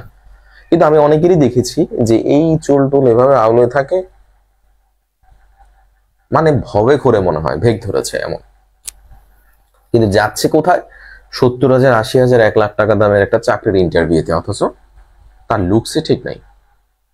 আবার অনেকে পরীক্ষার হলে যায়, everything is okay, hair style জোস, তারপর হচ্ছে চেহারা সুন্দর, ক্লিন শেপ টেপ করেছে, কিন্তু নাকের পশম বের হয়ে আছে। নাকের উপরে এভাবে পশম আছে, কিন্তু নাকের উপরে কিছু লোম থাকে, অনেকের নাকের লোম পর্যন্ত বড় হয়ে যায়। সো এখন একটা ইন্টারভিউয়ার বা স্ক্রিনিং টেস্টে যিনি থাকবেন, ইনি তোমার পাশে এসে যখন দেখবেন তোমার সবই ঠিক আছে, কিন্তু নাকের পশম এক একটা বড়, বাজে দেখায় না? দুঃখের কথা হলো অনেকের আমি দাঁত ব্রাশ করতে দেখিনি, আমার দাঁত ব্রাশ করছে কিনা আমি জানি না, দাঁত এমন বিশ্রী হয়ে আছে। তো দাঁত থেকে যদি দুর্গন্ধ বের হয়, তোমার সামনে ইন্টারভিউয়ার থাকবে, তোমাকে জাজ করার আগেই বলবে যে তুমি বের হয়ে যাও। তারপর অনেকে নিজেকে বেশি জাহির করতে গিয়ে বিভিন্ন কোচিং সেন্টারের আইডি কার্ড গলায় নিয়ে যায়, তারা সাথে সাথে রিজেক্ট হয়। ওখানে যারা কোচিং সেন্টারের আইডি কার্ড নিয়ে গিয়েছে, একমাত্র তারাই বলতে পারবে যে আসলে রিয়েলিটি কোনটা। যারা এখনো যায় নাই, তারা খুব মনে মনে ভাবছে যে আমার কোচিং সেন্টারের আইডি কার্ডটা গলায় নিয়ে যাব, গেলেই তো একটা রেফারেন্স, আমার জব হয়ে যাবে। তাদেরকে বলবো, বাপ মার টাকা পয়সা দিয়ে নষ্ট করো না। মানে টাকা পয়সা দিয়ে কোচিং এ ভর্তি হয়েছে, আমার কোচিং এ মানে ফ্লাই জব কোচিং এ না হোক, অন্য যেখানেই ভর্তি হয়েছ না, এই অবাস্তবিক যে কথাগুলো আছে সেগুলো মেনটেন করবে না। আর মেন্টর তোমাকে সবসময় সত্য কথা বলে, সে কখনোদিন মিথ্যা বলবে না। যে মিথ্যা পরামর্শ দিবে সে কোনোদিন মেন্টর না, যে মিথ্যা পরামর্শ দিবে সে কোনোদিনই মেন্টর না। মেন্টর তোমাকে গড়ে তোলার জন্য আসছে, সুতরাং সে তার বিজনেসের জন্য একটা মিথ্যা তথ্য দিয়ে তোমাকে ওখানে পাঠালো, তোমার ক্ষতি করলো, বাট সে তো তার বিজনেসটা করে যাচ্ছে। তো তো আমার কাছে মনে হচ্ছে এটাও বিজনেস হচ্ছে না, কারণ পরীক্ষার হলে কোচিং এর পাবলিসিটি করা ঠিক না। আর কোচিং এর পাবলিসিটি করলে কতটুকু এটার বা অ্যাডভার্টাইজমেন্ট হয় আমি আমার ধারণার বাইরে। কতটুকু মানে আমি যেইখানে পরীক্ষা দিতে যাচ্ছে আমার স্টুডেন্ট, সেখানে অ্যাডভার্টাইজ করে লাভ। পরীক্ষক যারা আছে তাদেরকে আমার কোচিং এর নাম জানায় লাভ, তারা কি আমার এখানে ভর্তি হবে? কোনো মানে কোনো ওয়ে আছে? বরং আমার ঘটনা, আমার কথা বাহিরে জানলে ভালো, পরীক্ষার হলে টিচাররা জানার দরকার আছে। সো অনেকে কোচিং সেন্টারের আইডি কার্ড গলায় নিয়ে যায়, তাদেরকে একটাই রিকোয়েস্ট করব, খুব কষ্ট করে টাকা পয়সা নিয়ে ঢাকা শহরে এসছো, বিভিন্ন কোচিং সেন্টারে পড়ছো কেবিন ক্রু হওয়ার জন্য, এই কাজটা কখনো করবে না। তোমার মেন্টর যদি এটা বাধ্য করে পকেটে নিয়ে যাবা, পরীক্ষার হলে যখন ঢুকবে, বা পরীক্ষার হল কেন, ইউএস বাংলা এয়ারলাইন্সের অফিসের কাছে যখন যাবে, সাথে সাথে ওটা বের করে ভ্যানিটি ব্যাগে বা তোমার পার্সের মধ্যে ঢুকিয়ে ফেলবে। কারণ শিক্ষক, আমার কাছে মনে হচ্ছে মেন্টর আসলে মিথ্যা বলা উচিত না। মেন্টর উনি তার শিক্ষার্থীকে কখনো মানে ক্ষতির মুখে ফেলে দিতে পারে না। আবার অনেকে হচ্ছে সার্টিফিকেট হাতে নিয়ে যায় যে আমি অমুক কোচিং এ পড়েছি, সেখান থেকে আমার একটা সার্টিফিকেট। দেখো, একটা কথা আমি ক্লিয়ারলি বলে দিচ্ছি, একদম ওপেন চ্যালেঞ্জ এবং ক্লিয়ারলি আমি বলে দিচ্ছি, আজ পর্যন্ত আমি অপু স্যার ফ্লাই জব থেকে অনেক চ্যালেঞ্জ দিয়েছি, বাট ইন্টারেস্টিং ফ্যাক্ট ইজ কেউ চ্যালেঞ্জগুলো অ্যাকসেপ্ট করছে না। আমার খুব আফসোস হয়। আমি আমার হিম্মত থেকে বড় গলায় কেন, একদম ওপেনলি সবাইকে বলে দিচ্ছি, অমুক চ্যালেঞ্জ কেউ পারলে দেখাও বা আমার সাথে বসো। ইভেন আমি কেবিন ক্রু পর্যন্ত ছাড়ি নাই। আমি কেবিন ক্রুকে পর্যন্ত একদম ডিরেক্টলি বলেছি যে চলুন আমি আর আপনি একটা লাইভ করি, লাইভে এক লাইভের মধ্যে আপনি কল দিবেন বা আমি আপনাকে কল দিব, দুজনে কথা বলবো, মানুষ শুনবে। আপনি আমাকে আটকানোর চেষ্টা করবেন আর আমি দেখবো আপনি আমাকে কিভাবে আটকান। আর যদি আপনি আটকে যান আমার কোনো কথায়, তাহলে সবার সামনে আপনাকে সরি বলতে হবে। আর যদি আমি আটকে যাই তাহলে আমি সরি বলবো, কিন্তু তার হিম্মত হয়নি আসার জন্য। সো আমি ডিরেক্টলি ওপেনলি চ্যালেঞ্জ দিয়ে বলতে পারবো, চাকরির কোচিং করতে আসছো, this is the exam preparation course.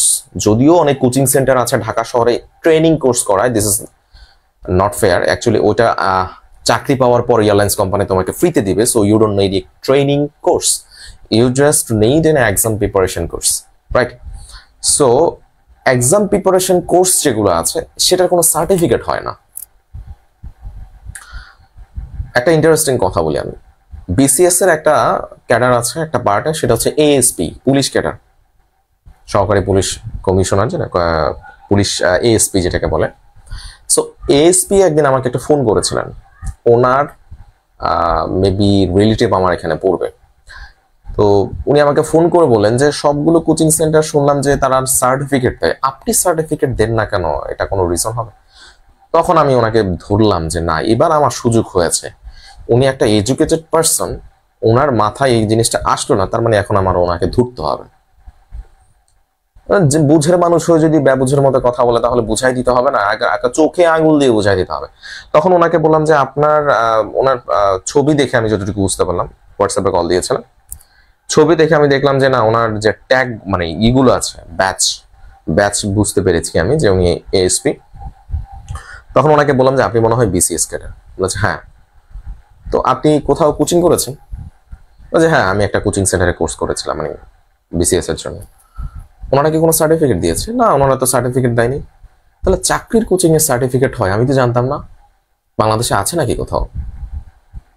বলে যে ও আচ্ছা আচ্ছা আচ্ছা, আমি বুঝতে পেরেছি, আপনাকে আর বলতে হবে না, আসলে আমি ভুল বুঝেছিলাম। ওনারা বাকিরা বলছে এই বিধায় আমিও হয়তো বা বুঝতে পেরেছিলাম যে না, চাকরির এটার হয়তো সার্টিফিকেট দেবে। বাট কেবিন ক্রু একটা জব, এটার জন্য তুমি যে প্রিপারেশনটা নিবে, এটার জন্য তো চাকরির কোনো, ওটা একটা চাকরির জন্য যে প্রিপারেশনের জন্য তুমি কোর্স করতে যাবে, this is the exam preparation course, so you don't need any certificate from them. তখন উনি বলে যে ঠিক আছে, আপনাকে আর কিছু বলতে হবে না, আমি বুঝে গিয়েছি, আমারই ভুল আছে। সো এই কারণে তোমাদেরকে একটু ক্লিয়ার কাট কথা বলে দিচ্ছি, চাকরির কোচিং এর কোনো সার্টিফিকেট হয় না। চাকরি করার জন্য যে প্রস্তুতি তুমি নিচ্ছ সেটা তুমি নিজেও নিতে পারো, আবার কোর্সের মাধ্যমেও নিতে পারো। এখন আমাকে একটা প্রশ্নের উত্তর দাও তো, চাকরির কোচিং এর যদি সার্টিফিকেট ম্যান্ডেটরি হয়, তাহলে যারা কোর্স না করে চাকরি পেয়েছে তাদের সার্টিফিকেট কোথায়? যারা কোর্স না করে চাকরি পেয়েছে, আমি কেন অস্বীকার করব যে সবাই কোর্স করেছে? না, সবার মেন্টাল প্রিপারেশন এক না, সবার প্রিপারেশন কিন্তু এক ওয়েতে না, সবার মেথড প্রসেস এক না। বিসিএস এর মতো জায়গায় এত কঠিন একটা প্ল্যাটফর্মে অনেকেই আছে যে প্রথমবার বিসিএস পরীক্ষা দিতে যাচ্ছে, এরা 6 মাস আগেও কিছু জানতো না, নিজে নিজে প্রস্তুতি নিয়েছে, বিসিএস কাটা হয়ে গেছে। অনেকেই আছে 6 বছর যাবত পড়ে আছে, সামান্য প্রিলি পর্যন্ত পাস করতে পারে না। আবার অনেকেই আছে কোচিং করতে করতে জান শেষ, প্রিলিমিনারি পাস করতে পারে না। কেউ আছে একবার কোর্স করেছে, এতেই তার অনেক গাইডলাইন্স পেয়ে গিয়েছে, এরপর সে বিসিএস কাটা হয়ে গেছে। তো সবার মেথড তো সেম না রে ভাই, সবার অ্যাপ্লিকেশন মানে taking the preparation is not same. So কিছু কিছু স্টুডেন্ট তো কোর্স ছাড়াও চাকরি পেয়েছে, তাদের সার্টিফিকেট কোথায়? তাদেরকে বলেছে যে হারি আপনাদের সার্টিফিকেট ছিল না, আপনাদেরকে তো আমরা প্রায়োরিটি দিতে পারছি না, যারা সার্টিফিকেট নিয়ে আসছে তাদেরকে প্রায়োরিটি দিয়েছি, এমন কিছু? তাদেরকে প্রায়োরিটি না দিলে তো তাদের চাকরি হতো না,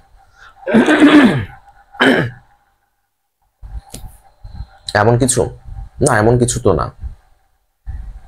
তো তাহলে এই প্রশ্নটা কি সামান্য সময়ের জন্য তোমার মাথায় আসে না যে চাকরির কোচিং এর কোনো সার্টিফিকেট হয় না? এখন যারা দিচ্ছে টোটালি ব্রেন ওয়াশ, তোমাকে ভালো বোঝানোর, নিজেকে বেশি ভালো জাহির করার জন্য সার্টিফিকেট দিচ্ছে। এখন তুমি যদি বলো যে ঠিক আছে ভাইয়া, আপনিও ফ্লাই জব থেকে নিজেকে ভালো জাহির করার জন্য সার্টিফিকেট দেন, তাহলে ভাই আমার কোনো সমস্যা নেই, কালকে গিয়ে নীলক্ষেত থেকে 15-20টা সার্টিফিকেট নিয়ে আসবো, বানিয়ে তোমাকে দিয়ে দিব। ওই যে ঢাকা মেডিকেলের মুনিয়ার মতো, ডাক্তার মুনিয়ার মতো নীলক্ষেত থেকে একটা বানিয়ে ডাক্তার হয়ে গেছে, তো আমি এরকম দিয়ে দিব। দিয়ে লাভটা হবে কি? শুধু শুধু আমারও কষ্ট, তোমারও ওই ভাইয়া সার্টিফিকেট দিয়েছে, এটা বিশাল একটা উপকারে আসবে, বিশাল আশা নিয়ে বসে থাকবা, কিন্তু বাস্তবতা তো ভিন্ন। বরং সার্টিফিকেট নিয়ে গেলে তোমাকে বের করে দিবে।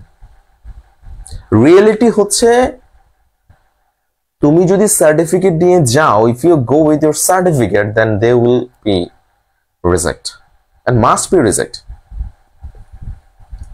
Must be reject you. এটা 100%। কি বলেছে? মাঝে মাঝে আটকে যায়, মেবি তোমার এখানে প্রবলেম, খুব সম্ভবত।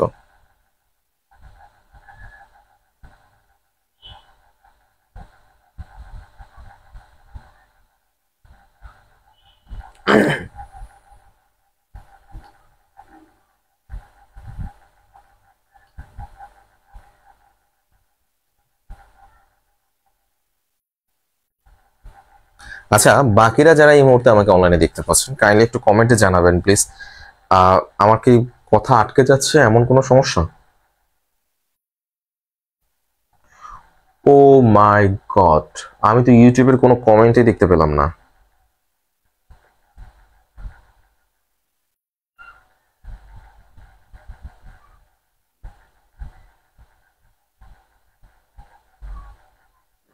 The perfect pitch, I am watching from Mohammadpur, Dhaka. আচ্ছা, বাই দ্য ওয়ে আমিও মোহাম্মদপুর, ঢাকা থেকে লাইভে আছি। So let's get start the next step. Athoi বলেছে আমি পটুয়াখালী থেকে, আমার সাথে যোগাযোগ করতে চাচ্ছে।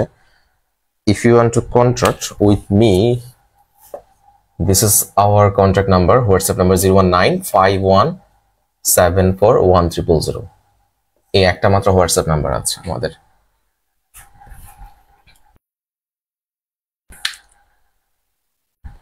তুমি মোহাম্মদপুর থেকে, ঢাকা থেকে বলছো? আমিও মোহাম্মদপুর, ঢাকা থেকে বলছি। আচ্ছা, তাহলে আমার মেবি এখানে কমেন্ট উঠছে না, একটা কাজ করি, এক সেকেন্ড।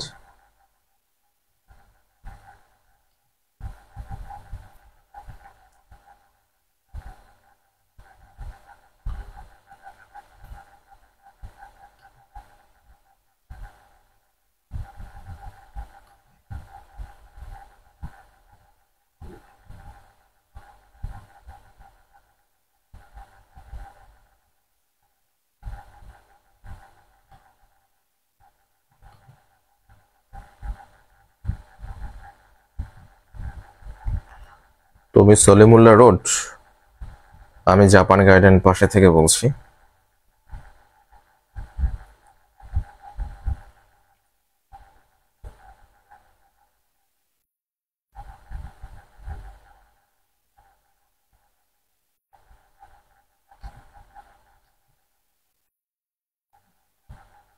আমি আছি আছি, একটু নেটটা ঠিক করে নিচ্ছি।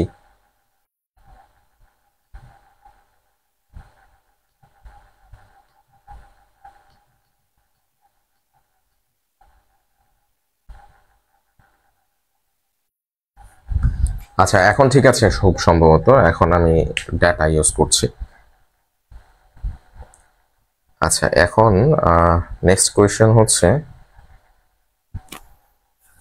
ফিজিক্যাল অ্যাপিয়ারেন্সের কথা চলে গেল, রেসিডেন্সি নিয়ে আমি কথা বলছি। রেসিডেন্সি হচ্ছে আপনার চাকরি পাওয়ার পর উত্তরা এবং নিকুঞ্জ অর্থাৎ এয়ারপোর্টের আশেপাশে শিফট করতে হবে, এই মেন্টালিটি থাকতে হবে। এটা একদম ইজি একটা ব্যাপার। এরপর হচ্ছে স্পেশাল নোট, দুইবারে বেশি আবেদন করতে পারবে কিনা। মূলত তাদের যে প্রসেসটা, যে একটা স্টুডেন্ট যদি দুইবার অ্যাপ্লিকেশন করার পরও রিজেক্ট হয় তাহলে তার আসলে সমস্যাই। কতটুকু কনসার্ন হতে হবে আপনাকে অ্যাজ এ ক্যান্ডিডেট, আপনি যদি কেবিন ক্রু হতে চান। চিন্তা করেন, ইউএস বাংলা এয়ারলাইন্স কিন্তু বলেই দেয় দুইবারের বেশি আবেদন করা যাবে না, বা যারা একবার করেছেন দ্বিতীয়বার আবেদন করবেন না, এভাবেও বলে দেয় কিছু কিছু সার্কুলারে। কেন? যে একটা স্টুডেন্ট একবার রিজেক্ট হয়েছে, এরপর দ্বিতীয়বারও যদি আবার রিজেক্ট হয় তাহলে ওই স্টুডেন্ট কোনোদিনই ঠিক হবে না। ওই স্টুডেন্টের মধ্যে নিজের যে কনসার্নটা, নিজের ব্যাপারে যে সচেতনতা, যে ব্যাপারটা নিজেকে নিজের প্রবলেমগুলো সলিউশন করার যে ব্যাপারটা, এটা তার মেন্টালিটিতে নাই। তার মানে সে যেই লাউ সেই কদুই আছে, সুতরাং we don't need any kind of কদু। That's why they already mention their circular, if you applied before, so you don't need to apply again. এই কারণেই বলবো, before taking the 100% preparation, you should not go to US Bangla Airlines. আচ্ছা, এর পরে হচ্ছে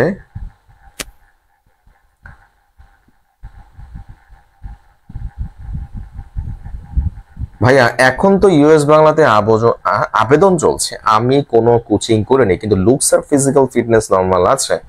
coaching ছাড়া viva পরীক্ষা তো টিকা যাবে, এখন আবেদন করলে কি চান্স পাওয়া যায়, মানে পাওয়ার চান্স কেমন? Chance and possibility, it depends your looks, your application process. No one can say about that. নাকি আপনার কোচিং এ ভর্তি হওয়ার পর আবেদন করব। আমার কোচিং এ ভর্তি হও বা না হও, এটা তোমার, এটা তুমি ভালো বোঝো, আমি তোমাকে ওভাবে করতে পারবো না। তবে আমার মনে হচ্ছে তুমি কোচিং এ ভর্তি হওয়ার নিজে করো, প্রিপারেশন 100% নিয়ে যেও। একটা স্টেপ থেকে বাদ পড়লে একটা ডিপ্রেশন কাজ করে, পরবর্তী সার্কুলার আবার অ্যাপ্লিকেশন করবো কি করবো না, টাইম মেনটেন করে না, চায় না।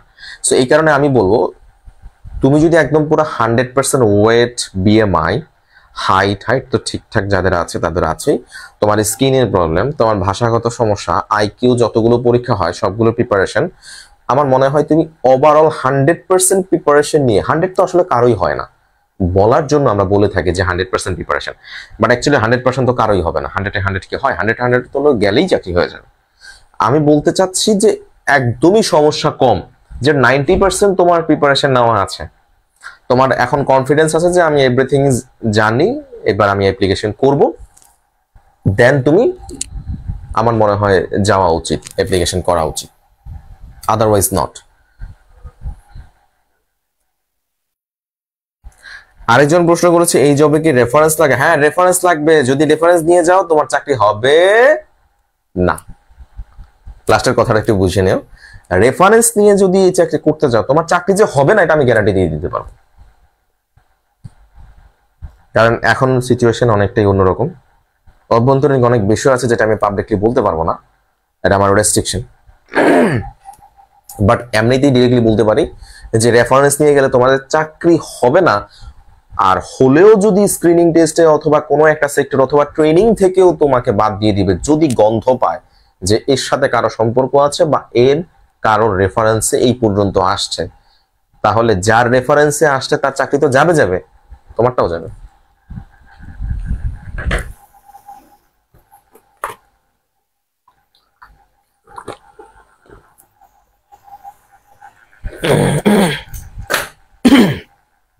আচ্ছা, and the next question is Asma Amin Mitu. She is waiting for Biman Bangladesh Airlines circular, I think. সে বলেছিল যে ভাইয়া বিমানে সার্কুলার দিলে আমি ভর্তি হব, সে খুব অপেক্ষায় আছে। তবে আমি বলবো যে যে কোনো একটা স্পেসিফিক সার্কুলারের জন্য বসে না থাকে যেটা পায় সেটাতে আসলে আবেদন করা উচিত। এখন অ্যাপ্লিকেশন, এখন কেবিনকে চাকরি পাওয়াটাই আসলে টাফ ব্যাপার, শুধুমাত্র একটার জন্য বসে থেকে টাইম আসলে ওয়েস্ট করাটা উচিত না।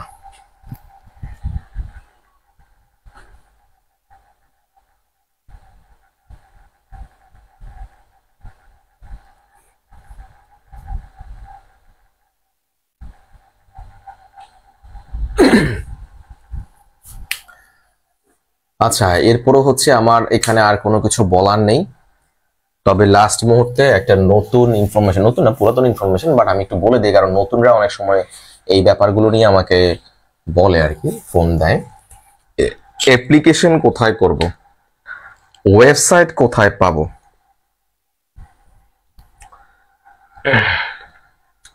তো নিউ জেনারেশন কিন্তু সবকিছুই বোঝে, ব্যবুঝ এটা না, অবুঝ না। নিউ জেনারেশন টিকটক চালাতে পারে, ইনস্টাগ্রাম চালাতে পারে, এডিট করতে পারে, রিলস বানাতে পারে, কোন জিনিসটা গুগল থেকে ডাউনলোড করতে হবে এটাও জানে। বাট জানে না কি জানো, একটা এয়ারলাইন্সের ওয়েবসাইটটা বের করা জানে না। একটা এয়ারলাইন্সের ওয়েবসাইট কই পাওয়া যায় এটা জানে না। কত কিছু যে গুগল ক্রোমের মধ্যে জানে, মোজিলা ফায়ারফক্সে জানে, কিভাবে গুগল ইউজ করতে হবে, এভরিথিং ইজ ওকে। এবং সেটিংস থেকে যাবতীয় যা কিছু আছে সবকিছু জানে।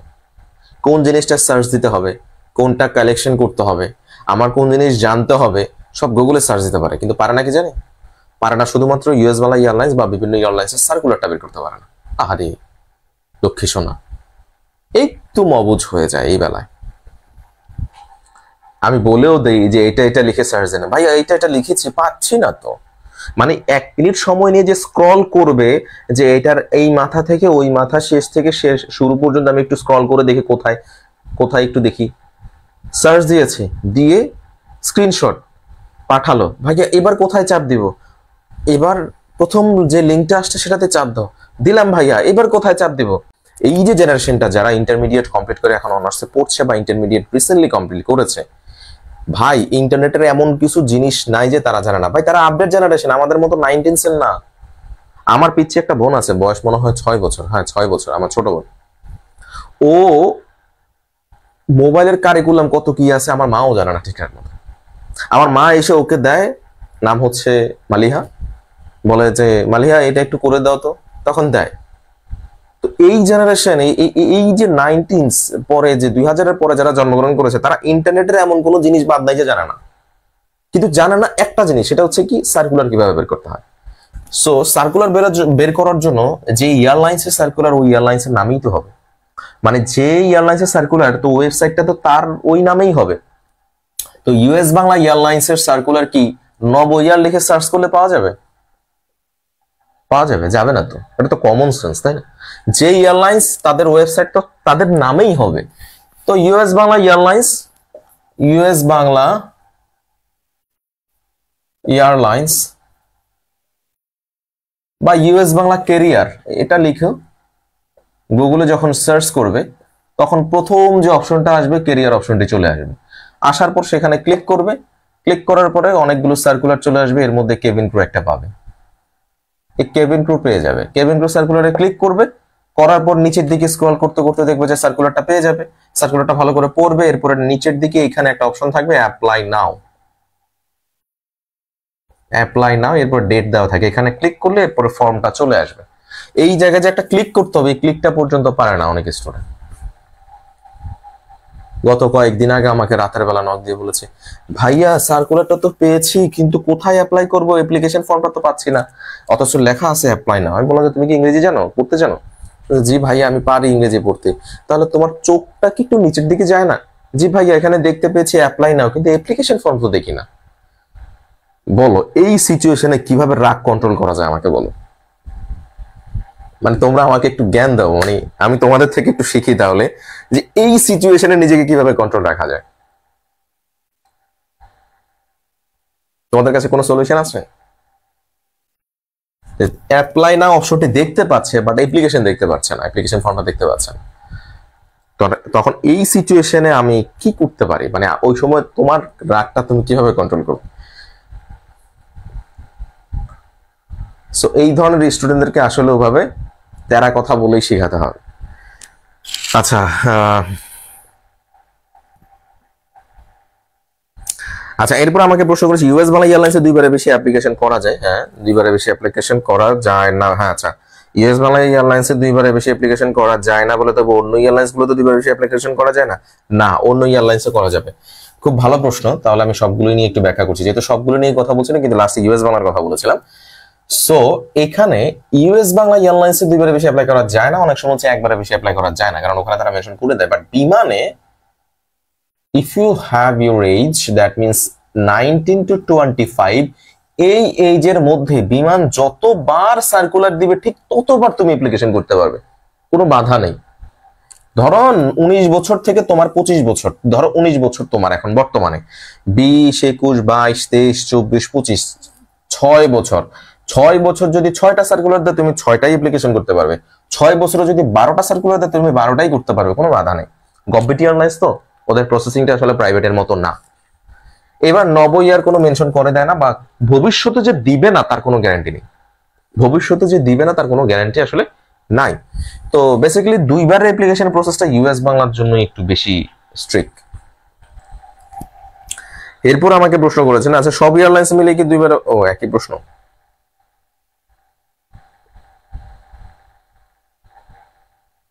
ইউসা বললো যে কান্না করে দিবেন তখন তাই রাগ কমে যাবে। ভাই কান্না করে দেবো? আমার চোখে পানি নেই, কান্না করতে পারবো না।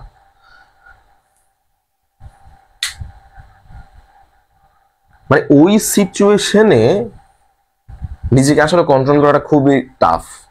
তখন ওই যে হিন্দি সিনেমার একটা ডায়লগ আছে না, कैसे कैसे लोग रहते हैं, সো এই টাইপের কোনো একটা কিছু বলে নিজেকে সান্ত্বনা দেই।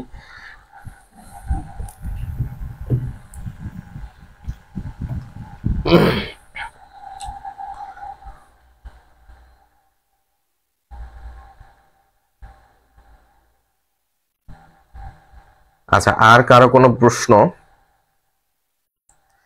ভাই আমার কোয়েশ্চেনের অ্যান্সারটা একটু, ও আচ্ছা আচ্ছা আচ্ছা, তোমার কোয়েশ্চেন কি ছিল নাকি বোন?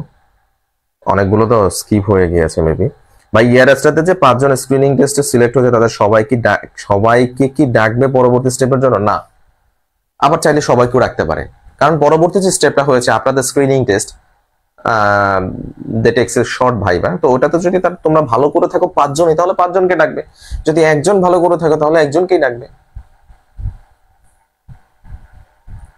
তার মানে স্ক্রিনিং টেস্টে যারা দিয়েছে, তারা স্ক্রিনিং টেস্টে যারা সিলেক্ট হয়েছে এবং শর্ট ভাইবা দিয়েছে, প্রত্যেকে যেই কল পাবে এই গ্যারান্টি দেওয়া যাবে না, কারণ অনেকের স্ক্রিনিং টেস্ট ভালো বাট শর্ট ভাইবাতে যাওয়ার পরে ভালো না। কিন্তু তোমরা আসলে একটা বড় সমস্যায় আছো, তোমাদের আসলে মানে বোঝা উচিত। স্ক্রিনিং টেস্টে তুমি দেখো একটা একটা ক্যালকুলেশন দেখো, ইয়ারএসটার কথাটা আমি বলছি না, ইউএস বাংলাতেই বলছি, এবং এটা প্রায় প্রত্যেকটা এয়ারলাইন্সের সিমিলার। কেমন দেখো, একটা সার্কুলারের জন্য বিমান বাংলাদেশের কিন্তু 1 লাখের পর্যন্ত অ্যাপ্লিকেশন জমা হয়ে যায়। 2020-এ কিন্তু 1 লাখ প্লাস হয়েছে। 2020-এ বিমান বাংলাদেশ এয়ারলাইন্সে অ্যাপ্লিকেশন হয়েছিল 1 লক্ষের বেশি। ফর এক্সাম্পল আমার কাছে বিমান বাংলাদেশ এয়ারলাইন্সের এটার স্টেপটা আছে, সেটা বলছি 3400000905। কয়টা জিরো দিলাম? 4টা, এটা হবে 5। আবার প্রথম যিনি স্ক্রিনিং টেস্টে টিকেছেন তার রুল নাম্বার এটা, ঠিক আছে? আর যিনি শেষ পর্যন্ত স্ক্রিনিং টেস্টে, মানে স্ক্রিনিং টেস্টে যেটা হয়েছিল তাদের রেজাল্ট আমি কালেকশন করে দেখেছি 3501,401। তাহলে দেখেন, একক, দশক, শতক, সহস্র, অযুত, লক্ষ 34 দিয়ে শুরু হয়েছে কোড নাম্বারটা। বেসিক্যালি সরকারি এয়ারলাইন্সের বা সরকারি যেগুলো চাকরির যে কোড নাম্বার গুলো বা রুল নাম্বার গুলো শুরু হয়, তখন এটা একটা কোড থাকে। এই কোডটা ছিল এমন 340000, 4টা, এরপর একটা 0, এটা দিয়ে শুরু হয়েছিল। এরপর 34,000, 34 লাখ 1, 34 লাখ 2, 34 লাখ 3, এভাবে করে করে একটা কোড থাকে।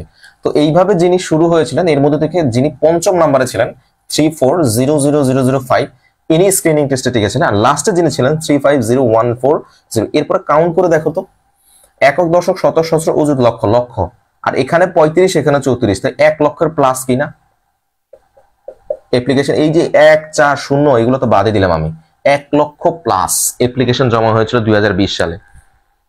2020-এর যে সার্কুলার হয়েছিল যে 1 লক্ষ প্লাস অ্যাপ্লিকেশন জমা হয়েছিল। কিন্তু স্ক্রিনিং টেস্টে টিকেছে কতজন জানো? 964 জন স্ক্রিনিং টেস্টে। এর মধ্যে ছেলে হচ্ছে, 1 সেকেন্ড, এর মধ্যে ছেলে হচ্ছে 718 জন, মেয়ে হচ্ছে 228 জন। আর সেই মেয়েগুলো যখন স্ক্রিনিং টেস্টে দেওয়ার পর মানে এর মধ্যে 964 জনের মধ্যে এরা সবাই রিটেন পরীক্ষা দিয়েছে। রিটেনে এই 228 জন মেয়ে থেকে মাত্র 76 জন মেয়ে রিটেনে টিকেছে। তার মানে 3/1 আর বাকিগুলো নাই। আর 718 জন ছেলের মধ্যে থেকে রিটেনে টিকেছিল 325 জন। এবার অর্থাৎ টোটাল মিলে মনে হয় 401 জন খুব সম্ভবত। এরা সবাই মিলে যখন ভাইবা দিয়েছে, ভাইবা দেওয়ার পর 98 জন টিকেছে। তার মানে তুমি দেখো, আমি বিমানেরটা বললাম, বিমানের এতগুলো স্টুডেন্ট অ্যাপ্লিকেশন করে কিন্তু 964 জন টিকেছে, আর বাকি সব বাদ। তার মানে স্ক্রিনিং টেস্টে কত বাদ পড়ে হিসাব আছে। আবার সেখান থেকে ছেলে হয়েছিল 718 জন, মেয়ে রিটেনে ফেল করেছে 3/2 রিটেনে ফেল। তাহলে এই স্টুডেন্টগুলো কি প্রিপারেশন নিতে পারতো না? এদের প্রবলেমটা কোথায়? আচ্ছা, এটা গেল বিমানের কাহিনী। হ্যাঁ, এটা গেল বিমানের। ইউএস বাংলা এয়ারলাইন্সে কি হয়ে থাকে? ইউএস বাংলা এয়ারলাইন্সে প্রত্যেকটা সার্কুলারে 3 থেকে 4 হাজার জন অ্যাপ্লিকেশন করে, জমা পড়ে। 3K যদি অ্যাপ্লিকেশন হয়, শর্টলিস্ট হবে সর্বোচ্চ 250। তাহলে বাকিগুলো স্টুডেন্ট কেন বাদ পড়লো? এর মধ্যে গিয়ে দেখো 100 জন ছেলে বাদ পড়েছে দাড়ির কারণে, 100 জন 200 জন 300 জন এরকম মেয়ে বাদ পড়েছে নাকফুলের কারণে। এই নো স্পিন একটা রিজন বাদ পড়ার। নো স্পিন ইউজ করে ছবি তোলা যায় না। তো এই যে 250 জন স্টুডেন্ট শর্টলিস্ট হলো, অর্থাৎ স্ক্রিনিং টেস্টের জন্য কল পেল। এরা যখন স্ক্রিনিং টেস্টে যায় তখন 50 জন এর মধ্যে স্ক্রিনিং টেস্টে টিকবে, আর বাকি 200 জন বাদ হয়ে যাবে। এই বাকি 200 জনের কি দোষ ছিল? এই যে অনেকে বলে না, বিভিন্ন গ্রুপের মধ্যে অনেকেই কমেন্টে বলে আপনাদের কোর্স করতে হবে না, নিজে নিজেই প্রস্তুতি নিন। আচ্ছা, আমিও বলি না, আমিও কিন্তু এভাবে বলি যে দেখো, কোর্স সবার জন্য ম্যান্ডেটরি না। বাট এখন যে সিচুয়েশনটা, তুমি যদি কোর্স না করেও গাইডলাইন্স ভালো পেতে পারো, আপডেট ইনফরমেশন তোমার মধ্যে থাকে, তাহলে হয়তোবা তোমার জন্য ভালো হতে পারে। এখন ইনফরমেশনের দিক থেকে তোমার জন্য ভালো একটা ইনফরমেশন আছে, আপডেট ইনফরমেশন আছে, বাট আইকিউতে তুমি আবার দুর্বল। কারণ অনেক বিষয় ভাই 1টা 2টা পরীক্ষা হয়, তা তো না, 8টা থেকে 9টা স্টেপ থাকে। সো এখন ব্যাপারটা হচ্ছে তুমি এক সাইডে ভালো, আরেক সাইডে খারাপ হলে তো হবে না, সর্বদিকে ভালো হতে হবে। তো অনেকে কমেন্টে বলে কোর্স করতে হবে না, নিজে নিজেই প্রস্তুতি নাও। আরে ভাই, আমি যতগুলো কল পাই অ্যাপ্লিকেশন যখন শুরু হয় একটা সার্কুলারের, 80% student they don't know how to apply, where is the circular. তারা ইন্টারনেট থেকে কিভাবে বের করবে? আর ডে বাই ডে প্রত্যেকটা সার্কুলারের পরীক্ষা পদ্ধতি চেঞ্জ হয়। তো 2 বছর আগে যে চাকরি পেয়েছে তার কাছ থেকে কি পরামর্শ নেবে? তার প্রসেস তো আর এখনকার প্রসেস ভিন্ন। এখন 2 বছর আগে ইউটিউবে ভিডিও একটা আপলোড করা ভিডিও, সেটা থেকে কি পরামর্শ নেবে? এরপর পরামর্শ দেয় যে আপনারা ইন্টারনেট ঘাটলেই অনেক কিছু পাবেন। কে দেয়? যে কয়েকবার অলরেডি পরীক্ষা দিয়ে ফেল করেছে। আচ্ছা, বুঝলাম সে হয়তো বা ব্যর্থ হয়েছে, দ্যাট ডাজন্ট ম্যাটার, সে অন্যকে সাজেশন দিতে পারবে না এমন না। কিন্তু এখন প্রবলেমটা হচ্ছে এভাবে অন্য কেউ তার প্রিপারেশনের অবস্থা কোন জায়গায় আছে সেটা আমি কিভাবে বুঝবো? আমি তাকে মানে কিভাবে বলি যে আপনি করতেই হবে না? তার প্রিপারেশনটা বা তার যে ব্রেইনের অবস্থাটা বা তার প্রিপারেশন কোন পর্যায়ে সেটা কি আমি জানি না, তাই না? সো এখন আমার আপনাদের কাছে প্রশ্ন, এই যে 250 জন স্টুডেন্ট স্ক্রিনিং টেস্ট দিল, এর মধ্যে 200 জন স্টুডেন্টে বাদ পড়ে, আমার কথার সাথে কিন্তু দ্বিমত কেউ পোষণ করতে পারবে না যারা ইউএস বাংলা এয়ারলাইন্সে পরীক্ষা দিয়েছেন একবার হলেও। এই যে 200 স্টুডেন্ট রিজেক্ট হলো, তারা কি ইন্টারনেট থেকে কোনো তথ্য কালেকশন করতে পারে না? পারতো না? নাকি পারেনি? নাকি ইন্টারনেট বলতে কোনো কিছু তাদের কাছে ছিল না? নাকি তারা কখনো সার্চ দেয়নি? দিয়েছে, এরপরও রিজেক্ট হয়েছে কেন? ওই যে they don't know the update information জানছে না, নতুন কি পরিবর্তন আসে তার কোনো খবর নেই। তাহলে এই স্টুডেন্টগুলো কি ইন্টারনেট জানে না? এরা কি গুগল জানে না? ইউটিউব জানে না? তাদের কাছে কি কোনো তথ্য নেই, ইনফরমেশন নেই? তারা রিজেক্ট হয়েছে কেন? এরপর 50 জন যখন শর্ট লিস্ট হয়, মানে স্ক্রিনিং টেস্টে পাস করার পরে হচ্ছে তারা যায়, শর্ট ভাইভাতে যায়। আপনি শুনলে অবাক হবেন, শর্ট ভাইবা সর্বোচ্চ 20 জন টিকবে, এবং এটাই হয়ে থাকে। 20 জন টিকবে না, টিকে এরকমই, হয়তো এক দুই এদিক ওদিক হতে পারে, বাকি 30টাই বাদ। আমার মনে হয় আমি বেশি বলেছি, 15টা হবে আরো কম। বাকি এই যে 35টাই বাদ, এ বাকি 35 জন শুধুমাত্র শর্ট ভাইভাতে বাদ। শর্ট ভাইভাতে যাওয়ার পর বাদ হয়েছে। এই বাকি 35 জনের কি সমস্যা? এই বাকি 35 জনকে ইন্টারনেট থেকে কোনো তথ্য কালেকশন করতে পারতো না? পারিনি কেন? নাকি পেরেছে, হয়নি, কোনটা? কি সমস্যা ছিল বাকি 15? মানে ইউএস বাংলাকে বলেছে যে আমরা 35 জন রিজেক্ট করবো না, ইউএস বাংলা অলওয়েজ পারফেক্ট খোঁজে, তো পারফেক্ট কেন তারা হতে পারলো না? তাদের তো সমস্যা পেয়েছে বিধায় তাদেরকে বাদ দিয়েছে, তাই না? এই 35 জন শর্ট ভাইবা থেকে বাদ পড়লো কেন? এই 35 জন স্ক্রিনিং টেস্টটা পাস করে শর্ট ভাইবা গিয়েছে, তার মানে হাইট ঠিক আছে, ওয়েট ঠিক আছে, স্কিন প্রবলেম নেই, চেহারা ঠিক আছে, তার দাঁতে কোনো সমস্যা নেই, স্ক্রিনিং টেস্ট ফিট, একটা student, everything is okay, then short viva যাওয়ার পর আবার বাদ পড়লো কেন? একটা স্টুডেন্ট স্ক্রিনিং প্রবলেম সবকিছুই ওকে, এই 35 জন, 15 জন নিয়েছে বুঝলাম, বাকি 35 জন যে স্ক্রিনিং টেস্টে টিকার পরে বাদ পড়লো, কেন বাদ পড়লো? এরা কি নেট থেকে কোনো কিছু সংগ্রহ করতে পারে নাই, নাকি ওদের জন্য ইন্টারনেট ছিল না? তাহলে আপনি চিন্তা করেন, 3K 4K পর্যন্ত অ্যাপ্লিকেশন করে এরপর শর্ট ভাইবা দেওয়ার পর এই 15 জন গিয়ে শেষ পর্যন্ত ফাইনালে টিকবে সর্বোচ্চ 8 জন, সর্বোচ্চ 8 জন, কম হতে পারে বেশি হতে পারে। 3K যদি অ্যাপ্লিকেশন করে শেষ পর্যন্ত টিকে 8 জন, আপনি প্রসেসটা কি মামুর বাড়ির মোয়া ভেবেছেন যে আমার মামার বাড়ি থেকে মোয়া আসছে আমি খেয়ে ফেলবো? এইখান থেকে এই শর্ট ভাইবাটা কোথায় স্ক্রিনিং টেস্ট, এই যায় স্ক্রিনিং টেস্ট থেকে একদম শর্ট ভাইবা হয়ে ফাইনাল ভাইবা পর্যন্ত যাওয়া পর্যন্ত 8টা থেকে 9টা ধাপ পরিবর্তন করতে হয়, অতিক্রম করতে হয়, আরো বাকি পরীক্ষার কথা তো আমি বললামই না। তাহলে যেখানে 3K অ্যাপ্লিকেশন জমা পড়লে 8টা স্টুডেন্টের চাকরি হয়, বাকিগুলো কি দোষ করলো? তাদের কাছে কি ফোন নাই, ইন্টারনেট নাই, গুগল নাই, ইউটিউব নাই, নাকি তারা জানে না? অবশ্যই জানে, ঘাটাঘাটি করেছে, এরপরও হয়নি।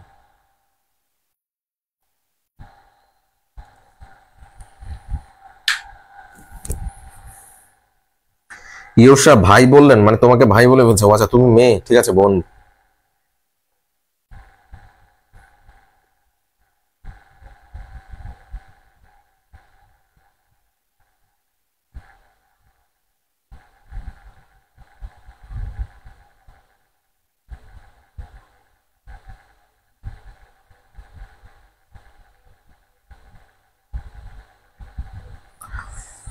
আচ্ছা, তাহলে আপনাদের আর কোনো প্রশ্ন নেই আমার মনে হয়, তাই না? আর কোনো প্রশ্ন আছে?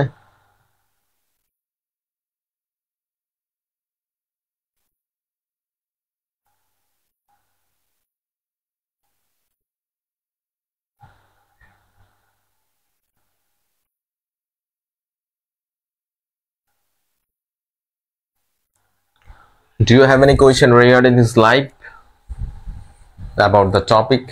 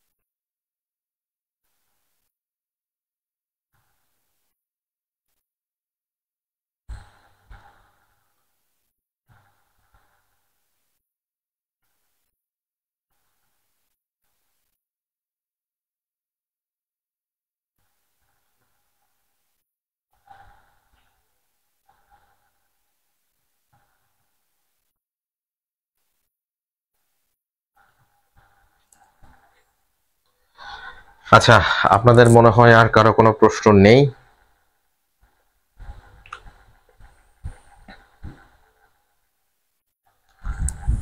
আচ্ছা, তুমি কি প্রশ্ন করেছো আপনার আইডির নামের জন্য? হ্যাঁ, আমি মেয়ে কিন্তু আমাকে সবাই ছেলে ভাবে, কারণ তোমার আইডির নামটাই যে অন্যরকম। তোমার আইডি বুঝলেই নাম দিকে তাকালেই হচ্ছে বোঝা যায় যে অন্য একটা নাম।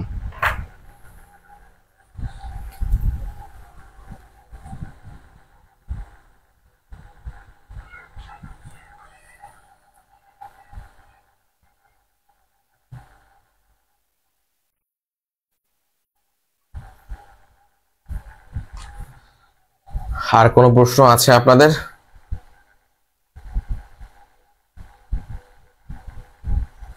এই মুহূর্তে আমাকে যারা দেখতে পাচ্ছেন কাইন্ডলি একটু কমেন্টে জানাবেন কোত্থেকে আমাকে দেখতে পাচ্ছেন।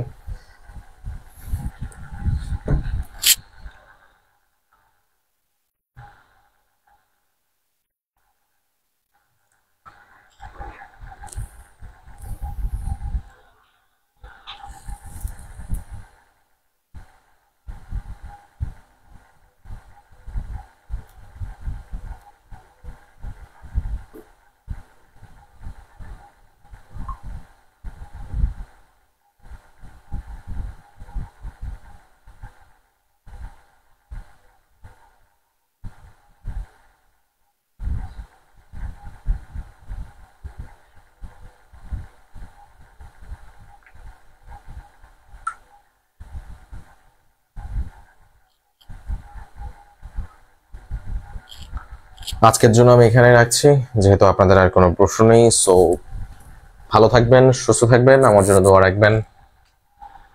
আজকের লাইভটি শেয়ার করে দেওয়ার জন্য আমার রিকোয়েস্ট থাকবে, যারা নতুন এই লাইভটি দেখতে পাচ্ছেন, অর্থাৎ কেবিন ক্রু চাকরির ব্যাপারে যাদের ইনফরমেশনের ল্যাকিংস ছিল, হ্যাঁ, কি ধরনের কোয়ালিফিকেশন প্রয়োজন হয় এবং কিছু গাইডলাইন্সও আমি দিয়েছি। সো যদি লাইভটি শেয়ার করে রাখেন, এটা হয়তো বা আপনার অনেক প্রশ্নের উত্তর এই লাইভ থেকে আপনি পেয়ে যাবেন। আর যারা ভবিষ্যতে লাইভটি দেখবেন, তারা নতুনদেরকে বিশেষ করে বলছি, আপনারা লাইভটি শেয়ার করে নিজের প্রোফাইলে রেখে দিবেন। এতে করে আপনার অনেক প্রশ্নের উত্তর আপনি এই লাইভ থেকে পেয়ে যাবেন। যারা এই মুহূর্তে আমাকে লাইভে দেখতে পাচ্ছেন, সবাইকে রিকোয়েস্ট করবো আমাদের YouTube channel fly job cabin crew course, এই চ্যানেলটি সাবস্ক্রাইব করে দেওয়ার জন্য। আর আমি রিসেন্টলি আপনাদের একটা ভিডিও আপলোড করে দিয়ে দিব। The topic of my video will be, কি বলা হয়, মনে হয় লাইভের শুরুতে আমি বলেছিলাম, এটা হচ্ছে একজন স্টুডেন্টকে কেন কেবিন ক্রু পেশায় আসা উচিত, কি কারণে, এটা নিয়ে আমি একটা রিয়েলিটি, মানে এটার বর্তমান জবের যে সিচুয়েশনটা, বাংলাদেশের যে সিচুয়েশন, এভিয়েশন সিচুয়েশন, সবকিছু ডিটেলস আমি একসাথে আলোচনা করব। আশা করি আপনাদের খুবই কাজে আসবে। আর আবারও রিকোয়েস্ট করছি, যারা এই মুহূর্তে আমাকে দেখতে পাচ্ছেন ফেসবুকে, আমাদের ইউটিউব চ্যানেলটি সাবস্ক্রাইব করে রাখার জন্য। আর যারা এখনো দেখেননি, তাহলে বিভিন্ন ভিডিও আমাদের ইউটিউব চ্যানেল থেকে দেখে নিতে পারেন। আর লাইভটি শেয়ার করলে আপনার অনেক প্রশ্নের উত্তর আজকের লাইভে থেকে পেয়ে যেতে পারেন। ভালো থাকবেন, সুস্থ থাকবেন। আজ যাচ্ছি তো যাচ্ছি না, ফিরে আসবো ইনশাল্লাহ বেঁচে থাকলে কোনো এক সময়। আসসালামু আলাইকুম।